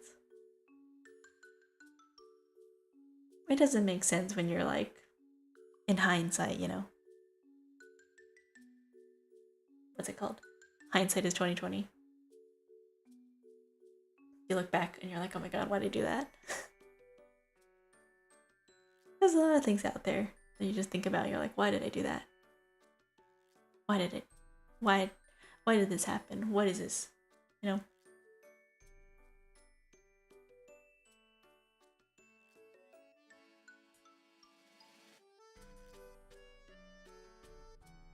Mm-hmm.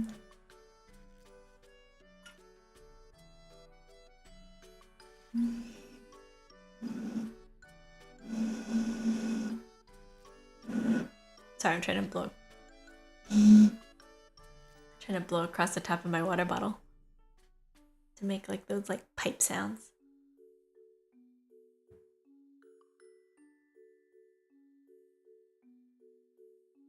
Love is weird. Relationships are weird. But yes, I think that some people should do internal work. Like, sit down.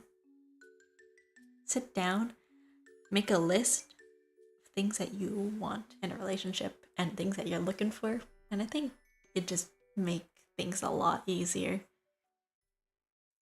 I think I let my ex cheat on me because I was so in love with her. But I don't think cheating, no matter what kind of it is in a relationship, is ever excusable. Like, if you're gonna cheat on somebody, just break up first. There's no reason that you would ever cheat. Like, there's no reason to. Just break up with somebody. Someone that cares about me, list done. No. It can't just be like that. You have to have like non-negotiables, you know?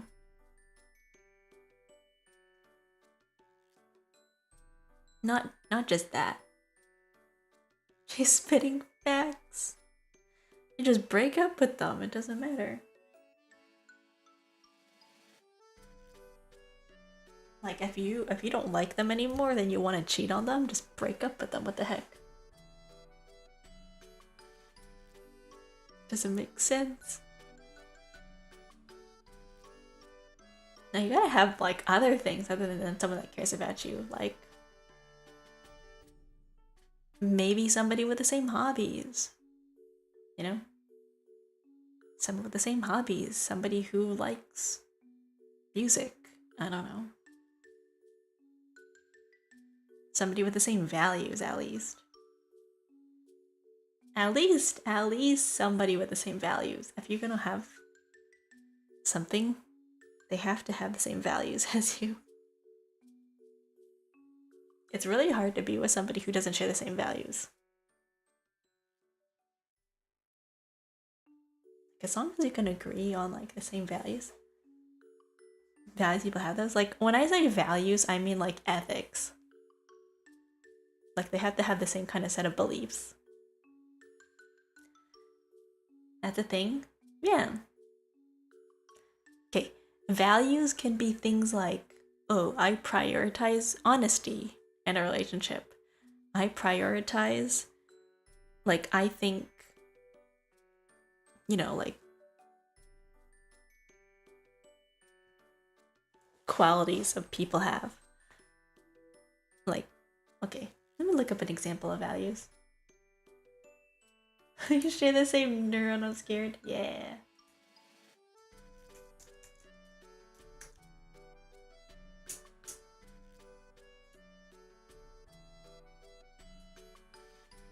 Yeah.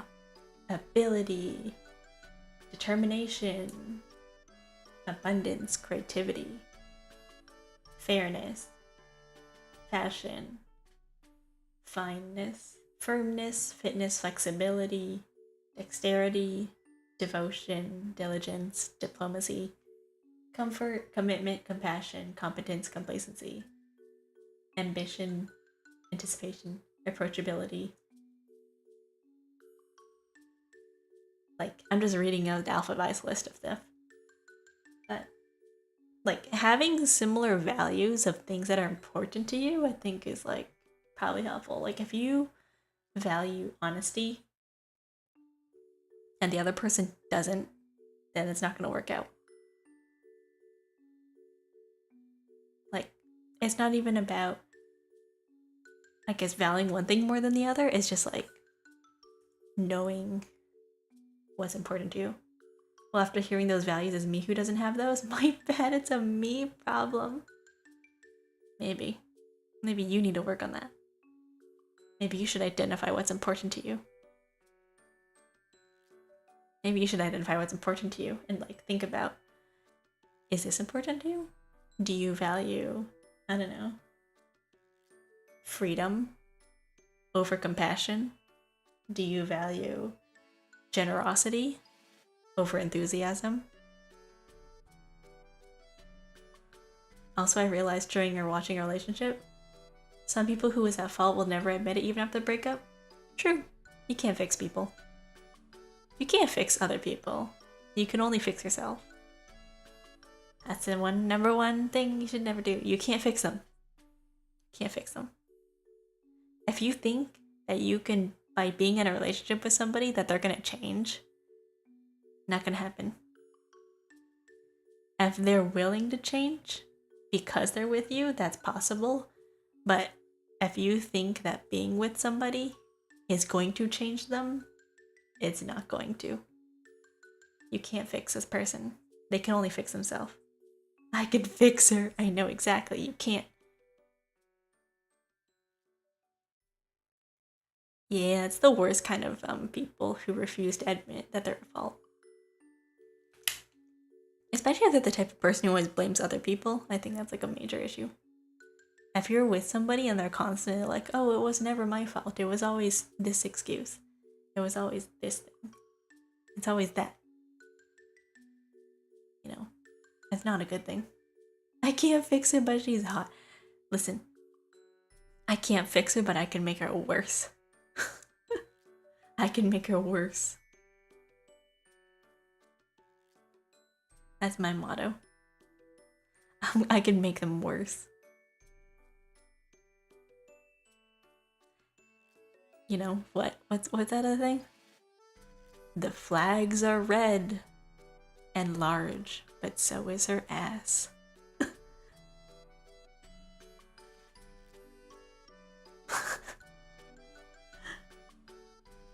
I think they said that about like some character. Like Lady Dimitrescu. The flag is red and large, but so is her ass.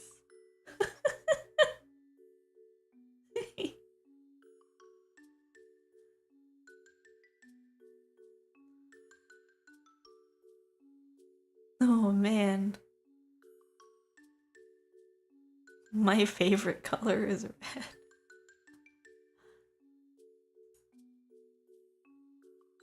there's a lot like a list of those types of sayings. The flag's red, but red is my favorite color.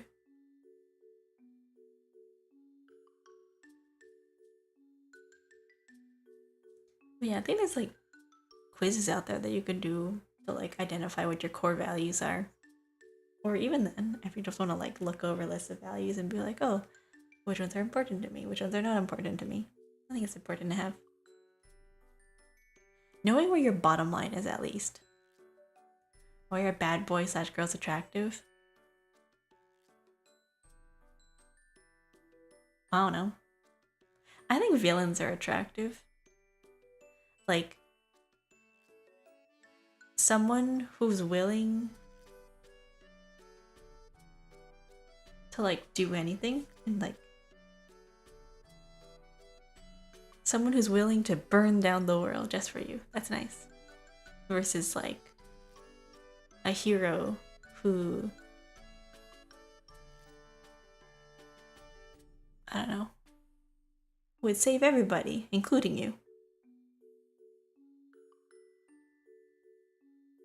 So, I remember I looked into a study a long time ago why people consider like bad boys / bad girls attractive. I don't know. It's like the idea of maybe freedom.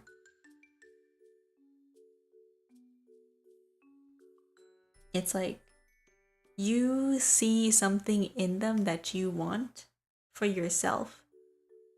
Whether it be the way that they are, the way that they act, the way that they live their life, there is something in them that you see in them that you want for yourself. I think is the reason a lot of times that people find certain things attractive. It's because they have something that you want. Or that something that personally you also want to be. So they kind of represent an idealized version of yourself. Villains, I know why. They have a vision, the motivation, the resources to do it. Yeah. It's hot. If you solve that, you would achieve world peace. Solve what?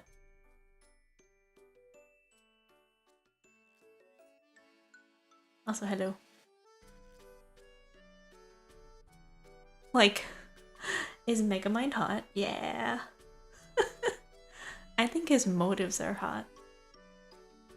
Or like Guru. You know what?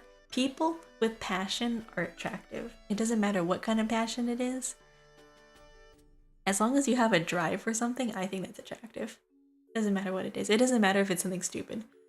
If you want something and you're willing to do it, I think it's attractive. You go. You go do that. You go steal the moon. If you want to steal the moon and you want to like put all your resources into doing something that dumb, that's funny. Guru is hot. Hell yeah. Listen, having a passion is attractive. There's nothing more attractive than somebody who has a goal and that they're willing to do everything to achieve it.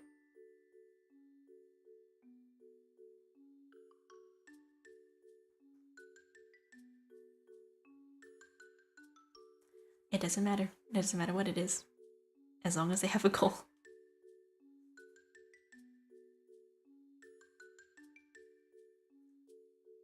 And listen, like, look.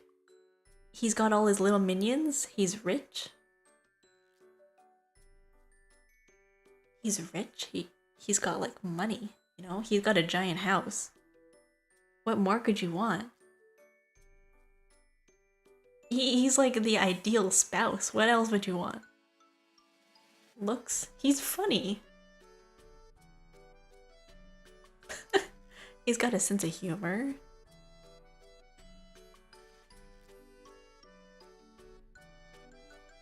And that's because many people nowadays have no goal. True. Yeah, a lot of people are just kind of drifting, but I think that's more of an issue with like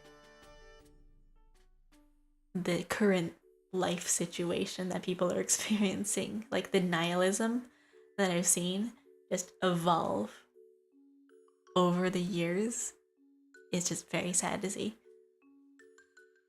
Now I'm gonna get out there and get all the ladies with my passion competitive 3rd gen Pokemon. Just wait and see. Hell yeah. You go do that. I wish you luck.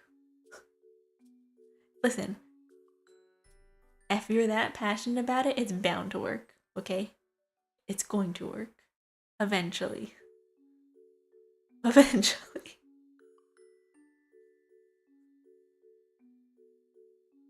Like, knowing what you want in life and going and doing everything that you can to achieve it, I don't know. It's attractive. Chasing your dreams. Following your passions, that's nice. Although, I think there has to be a little bit of a balance, because if you're the type of person to just go full single-mindedly into something, and regardless of being realistic and knowing if it works or not, I don't know. Only if the other person considers it a valid goal, though. Yeah, true. Like, there's some people out there. If not, you're just dumb. I don't know. There's a fine line between striving to achieve your goals and not stopping until you do, versus like recognizing that what you're doing is like futile. But then you also like, you have cases where when you go all out towards a goal and it ends up working anyway. Like, look at Hollow Knight. It's like a team of 2 people. A team of 2 people working on a game for 4 years. They released it. Everybody was like, oh, 2D side platformer. There's so many of these games out there. This isn't gonna make it. There's so many of these games. And then look at it now. 6 years later, Silksong. Super, super popular. Huge. Insane release. #1 top most played game at the exact same time on the Steam store. Like, super high sales, everything. Crazy. And it was built by just a team of 2 people just working on this game. And nothing else. They were like, I'm gonna make this game when it first came out, and they just kept doing it. And even then you don't play them, nope, skill issue. But just looking at like their effort and stuff like that, and you're like, well, they had a vision, they had a goal, they wanted to make this game, they released it, and look where it is. But there's also other people out there in the sea of games that are released every single day who have that exact same experience, and they don't see the same amount of success. So honestly, it's like a mix of things. It's like, I don't think just passion can take you anywhere. It's a mixture of also knowing what you want and how to play it. It's not just a matter of only passion. Having passion is good. Just passion alone can't take you far. But even then, you still have to know your audience, know what you want to do in life, how to do it, how to play. Yeah, luck and timing is important. And also a lot of times it is who you know, resources, you know, everything. It's difficult. A lot of it boils down to resources. It's not even luck. Sometimes it's never luck. It's usually who you know. A lot of times it's who you know, and people are a resource, like even knowing people. I know people like to say it's never too late, but sometimes it is too late, even if it is bleak. No, it's never too late. It's never too late. Better now than ever. Even if, like, for example, it's someone's last day on Earth, and they've never had the chance to do something. Why not do it today? Like, if the world was ending tomorrow, and there are things that you never got to do, would you do them? Yeah. Better now than never. If you were told that you were gonna die in 3 months, wouldn't you spend that time doing everything that you could to do everything that you ever wanted to do?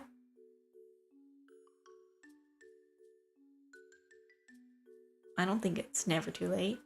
You can always do whatever.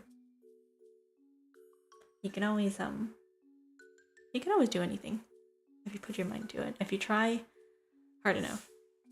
I know it sounds like, I don't know, like, so obviously there are circumstances, like, for example, like, physical ability wise, like, let's say you wanted to become an Olympic sport, but you have, like, one arm, or something like that, I don't know.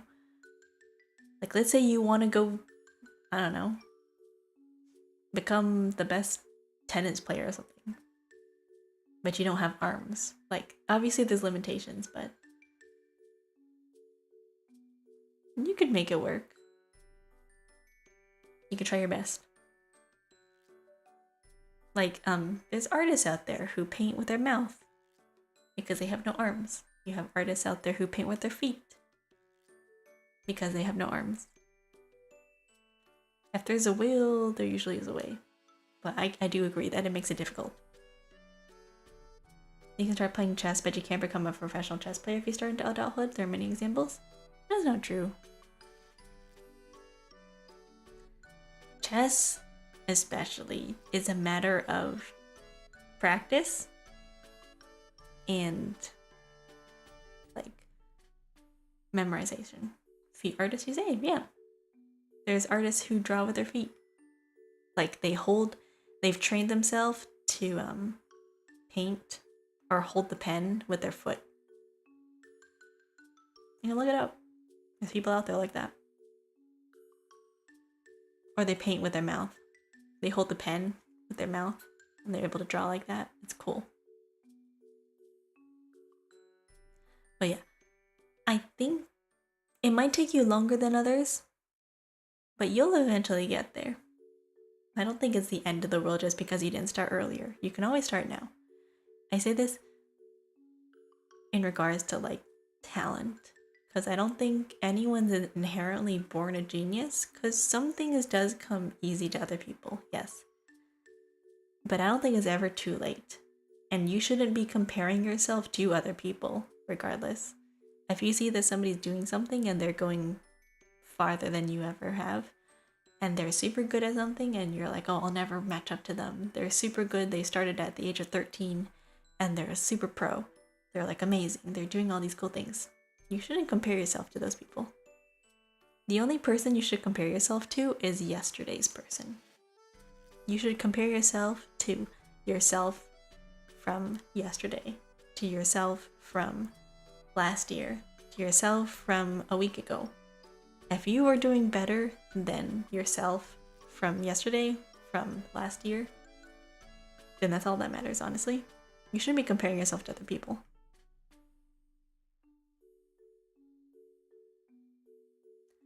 If you're ever discouraged and being like, wow, everybody else is doing better than me. What was that saying? No matter how good you are at somebody, no matter how good you are at somebody, no matter how you good, oh my god, I'm dying. No matter how you good. My brain. No matter how good you are at something, there is always somebody in the world who is doing it better than you, younger than you, and faster than you. English is hard. It is. It's more like my brain is shutting down because it's like 4:30 a.m. It's like almost 5 a.m. My brain's dead. I'm running on like 6 hours of sleep too. Because last night I went to bed at 2 and I woke up at 7. And here I am. Probably been awake for more than like 78 hours. Go to sleep? I should. I will. Good night. This was a nice conversation. This is fun. Yeah, it's weird. I see people getting good way faster than what I'm already kind of okay at. Don't compare yourself to them. I'm like, do, should I quit or what? If you enjoy what you do, if you like it, then there's no reason to not do it. As long as it brings you joy. if you like what you're doing and it makes you happy and you have fun doing it, that's all that matters. Honestly, it doesn't matter about being good at something. And if you want to look at progress and progress motivates you, then look at your progress of your own self, not other people. And I will leave it at that. I'm gonna go to bed. Good night. Nice talking about this subject. Very interesting. Very cool. I like it. I'm gonna go to bed.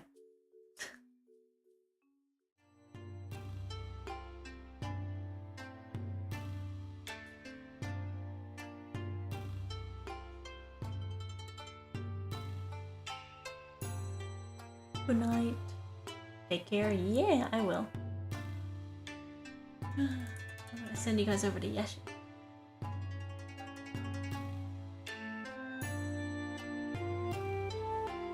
Good night, everybody. Have a good night. Take care of yourselves, too. I want everybody to take good care of themselves. Love yourself. Don't compare yourself to other people. Be nice to yourself. You only have one of you. Be nice to yourself. If nobody got you, you got you. There you go.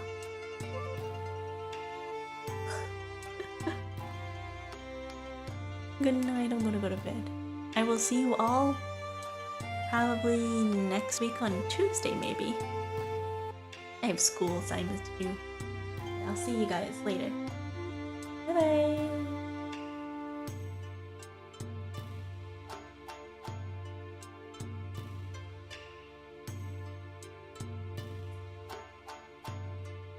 Bye. Bye. Bye. Bye. Bye.